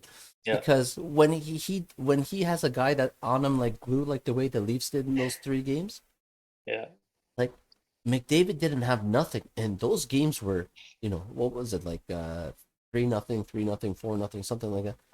Like, and we played 3 different goalies in 3 games. Like, yeah. it wasn't like we played our number one. We had Hutch in net for one of those. Hutch got the shutout, Hutch dude. got Like a shutout. we I were was fully like, way to expecting to go, get, Hutch. like blown out, and we did have Matthews. Yeah, Matthews was out. yeah. So Like it's one of that's those what things. I really like about this team. Like a lot of people say, okay, first round exit, whatever, whatever. But our team it's really changed from the last 2 years. Oh Like when yeah, you look at you really 20, notice was it it this year. the 2018 and then the 2019, 2020 team, like that team Not a lot of wasn't options, not there a lot of was depth. there was not a lot changed. Like we still had Marincin, um, Yeah, see, like that's in one our thing in our that top bothered line. me Like last year in Columbus when they needed the extra defenseman. Why didn't they bring up Sandin and why was Marinson the guy? Like I don't know. I I just made it a point to say online, like if Rasmus Sandin is not ready to play in the NHL and you need a defenseman for the playoffs, then you move him and you get who you need. yeah. Because there's no point in building a Ferrari and putting a Honda engine in it. You know what I'm Or saying? just keeping it in the garage all day, just It's like, not taking it what's out. the point? That's why I was happy to see Nick Robertson get that opportunity in Columbus, and he made good on it. Like, Yeah, why isn't Rasmus Sandin the guy right now? And I so, think thank God we yeah, haven't seen Martin Marincin this year. It's been very good. yeah, It's, I'm like, yeah. whenever you're in trouble and Martin Marincin is the guy, Hmm. you're not a contender, right? Like, you can't be a contender in that moment. Yeah, no. And like that 3 game series against the Senators, Justin Hall was all over McDavid. Like every time he get tried to get in the zone, he was covering his man. And that credit to Hall. Like this guy has been insane. Yeah, Like Hall and TJ Brody did a great job in those three defensively. games, man. Yeah, Holy it was a smokes. very very good series for them. I was in awe, like my jaw was on the ground. I was in awe of what I was seeing. I was like, "Oh man, this is going to be like the 3 craziest games." And I'm like, it was so lopsided. I was like, is this where the Leafs are at right now? Because if this is it, then I'm all in. This is the Hmm. year. Yeah, exactly. And that's one of the things of why I'm so excited for the playoffs. I want this roster to kick it into high gear, go straight into like sport mode, whatever you need to do. I want to see how good this team can be when they kick it into high gear for the playoffs. When there Yeah, is like no mercy. It's not regular season and we don't care. Like like I think if they do kick it in that gear, I think they're gonna go through Montreal like a hot knife through butter. I think so too. I think somebody that we might see who's surprising, it's going to be Joe Thornton. Because I think he really sees this as his last sort of opportunity towards getting a cup. And Yeah, this guy's going to play his heart out on the ice that whole fourth line, every like that second he's on. Simmons, Spezza, Thornton. I want to see, like, when they kick it into high gear and their intensity ratchets up. I want to see what that line can do because, if they start swarming the other fourth line on the Montreal Canadiens, like they have the advantage. It doesn't matter whether you're slow or fast or not. They have the advantage, and it's like it's one of those huge X factors is that line. Like, what can they bring and what could they contribute? Because if they start scoring goals, Tavares Yeah, is hot, Nylander is getting hot. yeah. I think I it's can't really good believe. to Can have you your believe team. Tavares got to 50 points in 55 games? Is he at 50 points? He's at 50 points, man. Honestly, I haven't been looking at Tavares' stats this year. I just thought He he. heated up like ever since he that talking about his stick, and he's been experimenting with his stick, and he was using Pierre Ingval's stick for a while. I'm like, listen, if you have to experiment with a stick, why wouldn't you go with Matthews? Yeah, So he picked up Pierre Ingval's stick and he played with that for a while, and he didn't get a lot of production out of it. And then once he switched to his new curve, his numbers flew through the roof. Like, I didn't think he was going to get to, close to point per game this season, but this has been exceptional. Thank God he's this hot going into the playoffs. That play last good. night between Willie and Tavares, oh my God. Willie just going into the boards. I don't know how he even saw Tavares was there, but that pass when he tapped it back and Tavares put it in the net. I'm like, that we Yeah, need that, man. We need that line, especially with Felino on it. yeah. Like That line our and our it's our, our depth has been scoring, which I really like to see over the last like I don't know 10, 15 games. I think we had that one game where like every single line scored, and yeah, it was like such a flawless game. And that's what we need. Like we need depth scoring. That's what it is. for sure. And I think Montreal is going to try to give us a tough time on that. Um, Well, but I think we can. I it's think we can get by. for sure. I mean, like when you look at previous years in the playoffs against the Bruins and then Columbus, our depth scoring in terms of what Andreas Janssen and Kasperi Kapanen were able to create, it wasn't much. Hmm. And Yeah, you can expect the top guys to score and to help you out, and the top guys got you to game five. That crazy 3-0 comeback was all Tavares, Nylander, Matthews, Hyman. It's the Hyman. top guys, and they got you there. One game, the depth needed to step up and really play a solid game. And Kapanen, Janssen, uh, Mikheyev was coming off that That surgery. Yeah. repaired wrist, and I didn't expect too much from him. But like Yeah.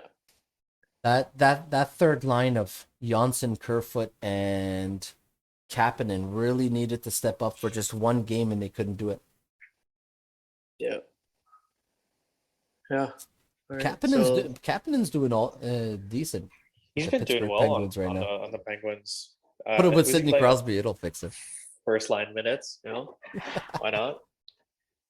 Yeah, But no, I just think he needed to find a different team because he wasn't going to get the minutes with the in the top six. He's experimented a few times with I think Matthews for a bit or Nylander, but yeah, no, he it's needed a fresh start.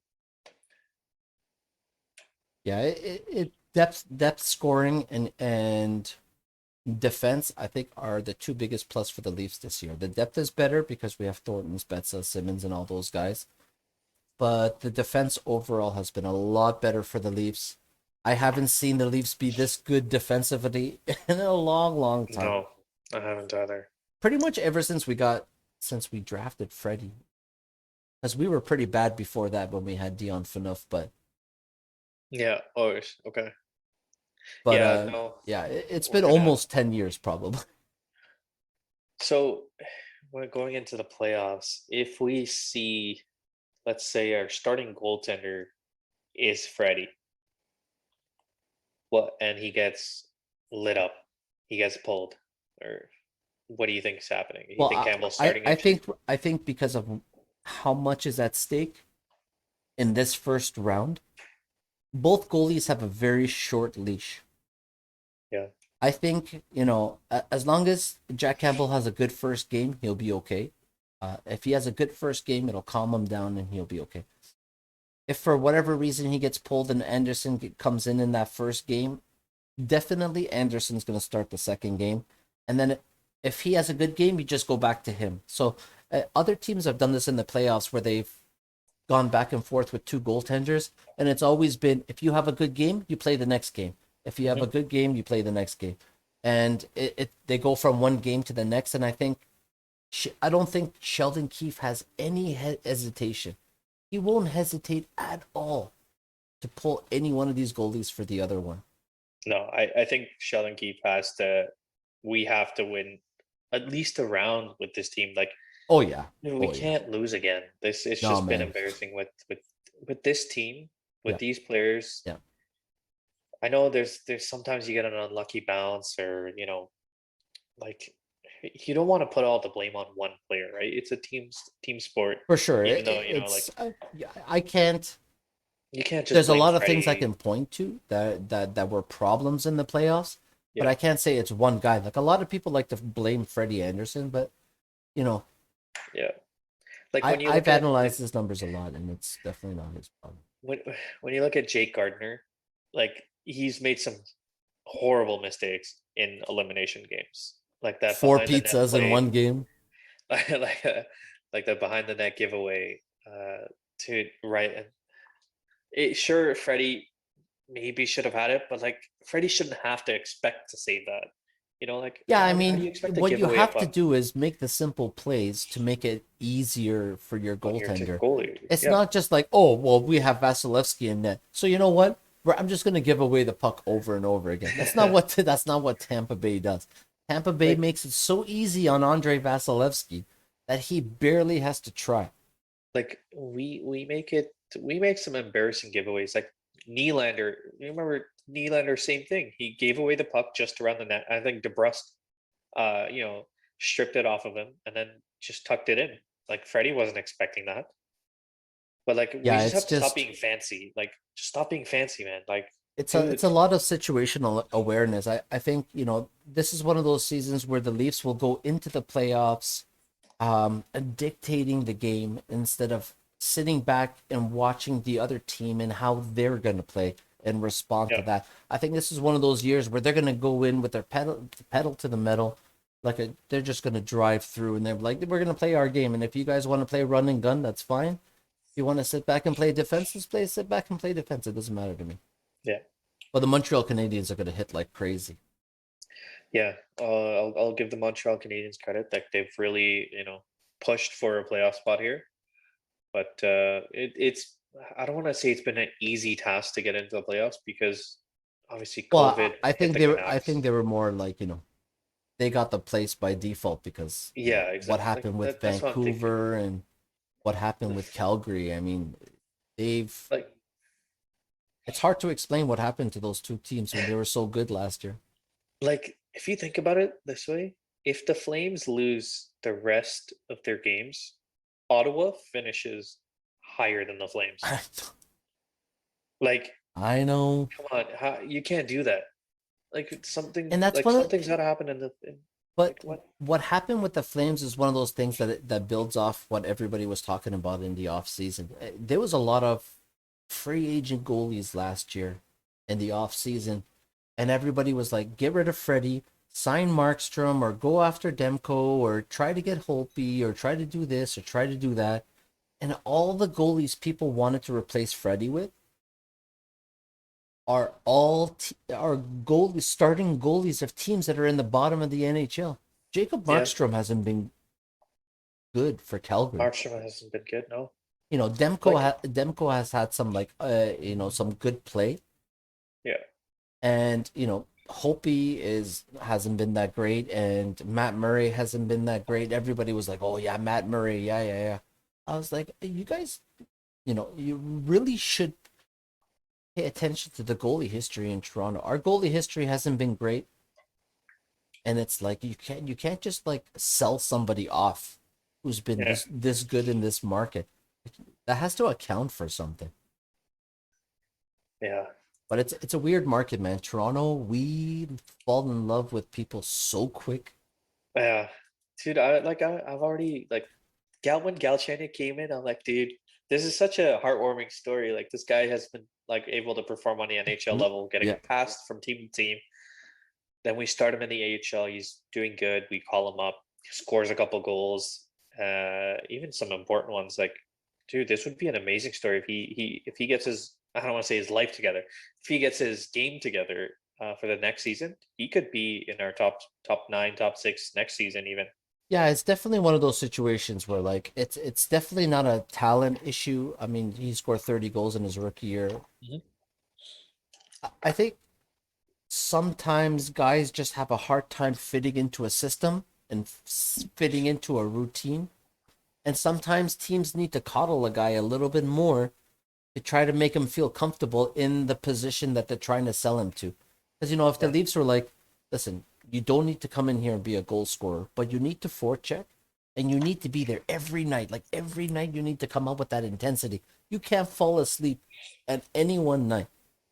And yeah, and for the most part, he's followed the plan and he's been good on the forecheck. His intensity has been good. But like the Leafs said, we'll give you all the tools you need and give you all the time you need. It's just when you get out there, we need you to be at like 100% all the time. hmm And sometimes, some players need that. Not everybody just figures it out. And Matthews in his first NHL game and he scores 4 goals and he goes on to 40 goals. Like it doesn't. It's not a fairy yeah. tale every time. Look at Lafreniere. We heard about this kid forever. He got into the NHL. I haven't heard anything about him. This honestly, ever since like that, first week or so before he scored his first NHL goal, everyone was talking about like, oh, this guy's a bust. This guy's a bust. Like, no, dude. Let's all calm down. Like, sure, he hasn't scored a goal, but Not all first picks are the yeah, same. yeah, they're not going to be like the kid's going to be good. Like, I think he's been scoring as of recent. He's been putting a couple Yeah, goals in the net. it's tough, playing Yeah, NHL in COVID and getting used to the NHL life, but it's so compressed and the NHL schedule is the way that it is, and all of a sudden you got these teams in your division and they're very good. yeah, It's a tough year, but not every first round pick, not every first overall pick is going to be a superstar because you see Nolan Patrick, he went second overall to Philadelphia. You Philadelphia. don't hear about him, and Jack Hughes is good, but he's not a superstar. Like it's the Leafs really lucked out in the year They that did, they yeah, that they won the lottery because Austin Matthews is a lock, and yeah. it's one of those It's it's one of those things crazy. where Montreal Canadiens fans, they message me all the time and they're like, "Hey, Cole Caulfield scored more goals in the U.S. National Development Program than Austin Matthews." And then I go back and I say, "How many more goals did Cole Caulfield score than Matthews in the U.S. National?" And then they say some small number. It's not by a lot. And I go, "Imagine if Matthews stayed in the U.S. National Development Program instead of going to Europe in his last year. Do you think Cole Caulfield still have more goals than Austin Matthews? No? Okay, exactly. That conversation is over. People get so, they're like, Cole Caulfield is going to be like better than Austin Matthews. I'm like, hmm calm the hell down. He would have been in It's the just NHL already if he was that good.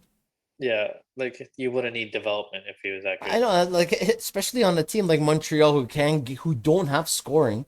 Yeah. If they had a, Why a wouldn't you just kid put him at in the this lineup? talent level, why would he be in the OHL and then wait for a season to end and then play in the AHL and then hmm there? Yeah, it's It's so like weird. The stuff. like no doubt, Caulfield's going to be a great offensive talent for the He's gonna Habs. score goals. Yeah, Probably one of their absolutely. best goal scorers in the upcoming years. But Yep. we have to be realistic, right? Like there's some players that's just going to be naturally better than the others, and you got to give them credit. Like I'll give like Toffoli, like what an amazing player. Like he came from was it the Vancouver. Canucks, right? Vancouver. Yeah, Yeah.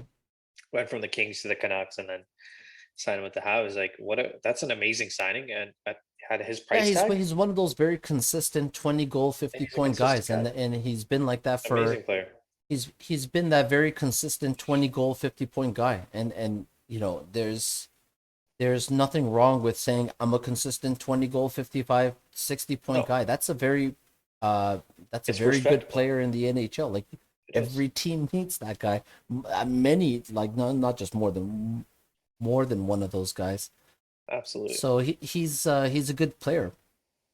But Yeah, exactly. and Yeah, I guess we'll find everything out when the playoffs start. We can't do any prejudgment on anybody right now, but let's hope it goes well for the Leafs here this we year. gotta we And gotta do our playoff predictions. oh, okay, all right. Let's see here. I don't So, if you're not ready to do it now, we could do it before next Thursday. We do an episode on just playoff predictions where we say we look at all the different brackets mhm. and we say who's going to win and how many games, and we'll do our own little predictions there. I think yeah, that would be pretty good. I might do some research on that.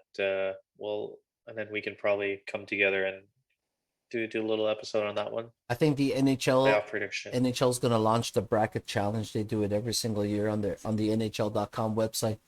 Yep. So you'll see the little format there, and I always fill it out every single year. I Okay. always Sounds have the good. Leafs go.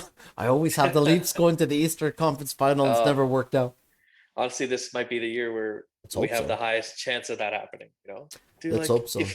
if you win the Canadian division, you're in the conference. Like that was Yeah, it, man. conference finals, right? Yeah, Or conference yeah. semis. And then by then, one of Washington, two of Washington, Pittsburgh, you know, Boston Bruins, they're Boston, all going to be, like most probably they're going to be eliminated. There's just be one team left. So, this because might I this think the easiest path for us. easiest path would probably be to play Montreal first round and then Winnipeg the second round. Yeah, Oilers might be a little I tough, don't I but don't want to play the Edmonton Oilers because not because of McDavid, McDavid, not because of no. McDavid, because Mike Smith is one of those like stupid freaks of a goaltender that can get like stupid hot for no reason. Like you saw how bad he looked when he played the Leafs. Remember when Jason Spezza like faked that shot and then went top Oh, corner? that Like was amazing. the Mike Smith was like, where did the puck go? Where did the guy go? I have no idea what's going on right now. Like he can be like that or he could be lights out, and I'd rather play Hellebuck than I'd rather play Mike Smith, to be honest with you. Hmm. Okay. Yeah, I know, and I think a couple of the players on the Jets don't really like a couple of our players, so that might be interesting to It's watch gonna be a again. scrappy one for It sure. will be. Thornton's gonna go right after Ehlers again. That was quite funny. Oh Oh man, man, I love Joe Thornton. When he gets pissed off, man, that old man pissed off is like the funniest thing ever. I love it.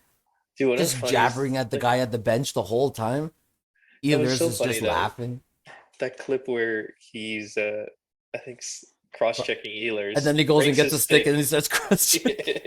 He grabs a new stick and then comes right back. Just Ehlers continue is to do. standing there like, ref, how many cross checks do I have to take? I mean, good on Ehlers though. Ehlers like, yo, he just let it happen. Like, What I was he really gonna like do? Ehlers too. Yeah, what are He's you not gonna gonna do? he's not gonna slash back because once you retaliate, I'm pretty Thornton sure. would Like, drop. Thornton would drop him. Like he's hey not a man, fighter. Thornton. When remember that Thornton Kadri fight a couple of years ago? Yes. Didn't like Kadri like rip off a chunk of his Yeah, beard? he did. He Yeah. ripped off a chunk of his beard. But I was like, Good Joe Thornton times. can go when he gets pissed off. He can go. He's one of Yeah. those captains where like captain versus captain fights. It's happened a lot. Tavares fought like I think Jonathan Taves. There's been a lot of like captain fights, and like John Tavares can fight and Thornton can fight. They don't like to do it, but if you really piss them off, Tavares will They'll do drop it. the gloves and punch you in the face a couple of times. He's a very Yeah. serious guy, John Tavares. I I would I never love want to that. piss off John Tavares. Tavares is he's a good guy. I like He's him. got that eternal like grumpy face. Yeah. I don't see him smile a lot. Even on some goals like I they'll score, know. there's just like it's like yeah, whatever. On to the next one. That's one of the things about John Tavares when they were naming a captain, and the Leafs had those 2 years where like Matthews and Marner were all over the place and they were dangling and scoring, and the enthusiasm and the energy was through the roof for the Leafs. And then they named John Tavares captain, and it capped a lot of that. I think if you were to name Matthews captain at that time, it would allow for the players to be more like expressive and play with emotion. I think John Tavares squashes that a lot, and That could be it. it's one of those things where I think about it a lot, to be honest with you. Yeah, like if that incident didn't happen, do you Yeah, think because Matthews? the way I see it is like if Matthews has like 2 or 3 years left on his contract, what does he have? Very I interesting. think he has 4 years left. He does, right? 3 Something like that. Matthews has this after this season. year should be 3. He has 3 more seasons after Yeah, this. So if John Tavares is today 30 years old, so by the time that happens, Tavares will either be 33 or 34 years old. When Matthews resigns for the 6, 7, 8 years, whatever he's going to resign, that takes him to 33, 34 years old. I think that's the time where you name him captain and, take that responsibility away from Tavares at 33, 34 years old. And, that might be like the next step in the evolution of the Leafs where, they name him captain and then he kind of takes over from there. And, hopefully by then we would have seen 3 good years of Leafs in the playoffs, winning a yeah. lot, and Matthews becomes the next, you know, the leader. Ovechkin. Oh well, Ovechkin, maybe. he's going to be the next leader of the team, right? He's. I thought personally, I thought that whole situation in Arizona was the reason why he wasn't named captain, or he would have been That's. named captain, I think so too. Yeah. which Like, is a there's no shame. way. Which is a There's no shame. way. Yeah. There's no way a team would have given captaincy after the PR nightmare of that situation was. Yeah, but the lady Yeah. didn't even take it to court. Got She that bag. she took she Got the she's bag. like, thank How's that? you. I'll take that. It's like, hey man, this is worth my troubles. Yeah. But it's just it I think about it all the time. How different would the Leafs be if Matthews was captain and it wasn't Tavares? I don't know. It's It's it's a lot of pressure on Tavares, especially when he wasn't producing much earlier this year because of like he's your captain, he's wearing the C, he's the leader, he's this. But when he doesn't have that on his shoulder, I don't know if it's better for him. I like, and that's the thing. Like, John Tavares isn't a bad captain. Like, it's not taking away from Tavares. It's just Yeah, it's maybe not. he would have loved to It's see. just letting him go about his business without dealing with all that extra stuff. Yeah, I mean, he did have the what 7 or 8 year captaincy. How long was he captain in New York 5 or 6 years? or something like that? Yeah, so he had a decent amount of time in New York Well, as he's captain. So number one overall. He is a franchise player, man. He's yeah, you know, people in New York hate his guts, but like, at the end of the day, what are you gonna do if you're a New York? If you're an Islanders fan, like, man, they maybe didn't like take that well at all, though. they didn't. And the thing is, Ooh. like, at the end of the day, what is a player supposed to say? Oh, I want to leave this franchise that I've been a part of for the past 7 or 8 years, 9 years. Yeah, but Like, get me out of here. Is that he what he's didn't gonna say? realistically consider any other team until New York, didn't do their part. You know what I'm Yeah, saying? this He you got went to to put free out the. agency and he was like, I never thought about another team. I was only thinking about New York. And then they didn't do what they needed to do. And I don't know if Yeah, that's because of Lou, and Lou is very strict and he's like, oh, lose. it is what it is, John. You can't play with a beard anymore. And John Oh, Tavares dude, always has a beard. So it's lose it's one of rules. those things where he's like he once he started thinking about other teams, Toronto is the only team that made sense. He's like, Yeah, I get to come home, I get to have my two boys here, and my family's here, and everyone's here, and it's like yeah. No, that's just an opportunity you can't pass up. Like, it's not like Tavares went there for the money because he would have gotten more in San Jose. Like, they offered him what, 13 13 million. million? Yeah, like, dude, like, sure, like, he left your organization, but at the end of the day, like, hockey is a business. He's a person. Yeah, He wants to go play for his home team yeah, as man. a kid, and if you want to hate, Like, go ahead. It Like, doesn't if you're make gonna you hate look someone like, in New York, it should be Rick DiPietro. dude, that contract, man. Like, how long was that contract? Like 15 years? Like, they're still paying him to like 2028 Oh or something like man, that. Like 1.5 million. he's gonna get a paycheck long after I've been retired from working. Like, bro. That's a cash for life situation. Yeah, dude, that's like a lottery. Like, I need to once play a year. cash for life just so I could end up like Rick DiPietro. Man. Like, eh, I don't know. I don't understand the hate. That was a lethal amount of hate towards a player that, basically quarterbacked your franchise. But at Oh the end of the no, day, Rick it's Rick whatever. DiPietro's contract is done this year. Is it? No, it's not. Yeah, I, from I, 2006. Oh my God, he's been getting paid since he got bought 2000. out, right? But Yeah. the buyout continues till like 2028. Oh, that's right. Yeah, And he gets paid until 2028, 29 season. $1.5 million. 1.5. Yeah, it's it's. Holy shit. That's like the Bobby Bonilla deal in baseball. I don't know if you know about Bobby Bonilla, but No, I don't follow Google baseball. Bobby Bonilla. Okay. It was the worst contract ever signed by a GM, and you have to see how long this guy's gonna get paid for. It's ridiculous. It's worse than Rick DiPietro. Bobby. Oh 1.19 million. It's a payout. 2035. My God. yeah, man. $5.9 million contract by him. Huh. Yeah, Bobby Bonilla. That's funny. 1.2 million till 2035. And the thing is, like, Bobby Bonilla is 58 years old right now, and he's gonna get paid.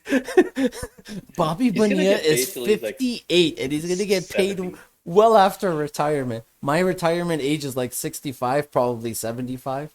But Hmm. like, man, he's 58, and he's gonna get a payment for a long, long time. I, I was like, What, oh what Jesus. what happens to the contract if the player just dies? Like, does it go to the It's a family? guaranteed contract, and it's insured. So Okay, most probably probably the family. once it's insured, you have like a spouse or someone that Okay. it falls to. It's sort of like, good companies, like really good companies in Canada. There's only, I think, three or four in Canada that offer this kind of pension. But like my pension, I get paid until I die, and then my wife gets paid until she dies. Mhm. So like, Okay. this is one of those situations. Gotcha. It's All right. lucrative for the kids. All Pup. right. So next episode we'll talk about more of our playoff bracket Yeah, and so the Leafs will finish off their season on Friday. yep. So most probably next week, Monday or Tuesday, we will record our playoff predictions, Okay. and we'll see how that goes. Yeah, and then maybe we can have like people in the comments if you guys want to comment anything like you guys want to Absolutely. see or talk about. Um, definitely comment that Well, down I below. was thinking, I want to do a giveaway. So when we record that episode, Okay. in the comments, I want people to post their playoff predictions, Okay. and you know, the person who's got the correct brackets will give away something. Cool. Whether it's something like this, whether it's something like this, Oh, that's pretty cool. Who is you that know. a picture of? This is Brian McCabe's hockey card and Ah, a puck. okay. But Gotcha. That's pretty cool. I have so much merch, it's not even A, funny. a plethora of merch. I have All some right, crazy sounds good. stuff, man. This is that right there, the first puck is Hmm. Austin Matthews for 4 goal night. Is that one of the pucks? No way. Yeah, watch, I'll show That's you. crazy. What?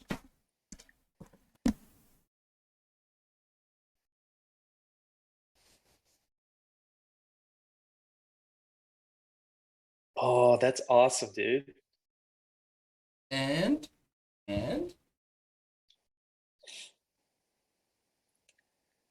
Oh, that's cool. I like it. I like to put it on every once in a while. I like to put it on Yeah, my finger and pretend to be an that's really NHL nice. champion. I'm like, we need one of these.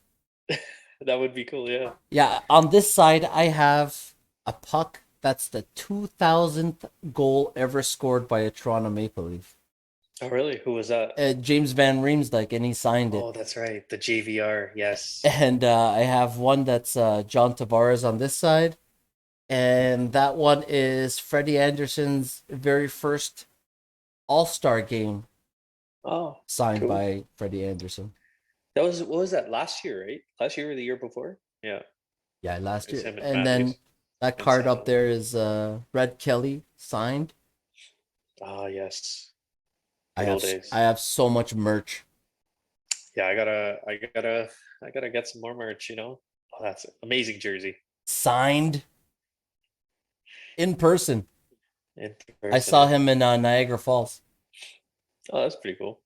Yeah, you know when they had their training camp in Niagara Falls? Mhm. I drove down there. I sat out there, got there at like 6 in the morning.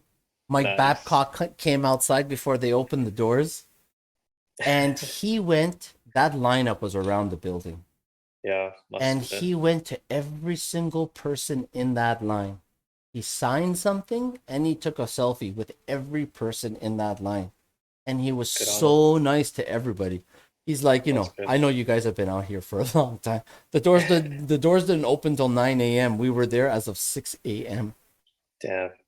Yeah. Some My dedicated Leaf buddy, fans out there. he actually has the score sheet, like I think it's signed, but he has like a signed score sheet of Matthews's debut, so his four No goals, way. and a piece of the net like No attached way. to. It's in like a photo frame. I don't know if I have a picture. I think I'll find it. I'll bring it to the next episode. But Sweet. man, I'll he has a pretty insane piece of memorabilia. My goal in life, when everything gets back to normal, is I gotta find the boys and they gotta sign the back of this on the white leather. Yes, I need to that'd get be some cool. Matthews and some Marner and some Tavares on this thing, and then it's gonna go in one of those like giant shadow boxes, and I'm gonna get it Yeah. framed. Oh, that'd be awesome. Yeah. That's my dream come true, man. I need the boys to sign that. Yeah. But Hopefully, like cool. these hats in the shadow boxes, they're like my normal hats. I have like 20, maybe 20, 25 hats. Damn, When you I have a when I was lot. in Niagara Falls, the guys kept coming out, and I didn't have anything for them to sign, so they kept signing my hats, and my Hmm. hats are like full of signatures, like Tavares and Dermott and Anderson and everybody, and I'm like, I can't wear these hats again. They're like, it's full of autographs, so I put Yeah, them in these shadow boxes. it's good. Like, yeah, because like once you get a signature on them, you're just like, dude, I don't want to ruin it. Because once you ruin that piece of, Exactly, right? thing, it's just like But they were you so just don't feel nice. the worth. Yeah. These Matthew ones, I got really lucky because they created like a little small little metal square, Hmm. and then the Matthews just came in there, and he literally just went bing, bing, bing, hit three spots and left. Yeah. So I was standing there like, I've been out here for hours and I'm dying. Like it was such a hot day and I was sweating and I was dying, and Yeah. thank God he came he came right to me. Oh, dude, that's awesome. So yeah, the Leafs actually posted this picture. I didn't even know there was a photographer there taking pictures, but the Leafs posted this on Twitter, Yeah. and then I downloaded it. I'm like, this is my proof that he signed these jerseys. And my wife was right beside me. I'm like, Yeah. you hold this jersey, I'll hold this jersey. He's got to sign one.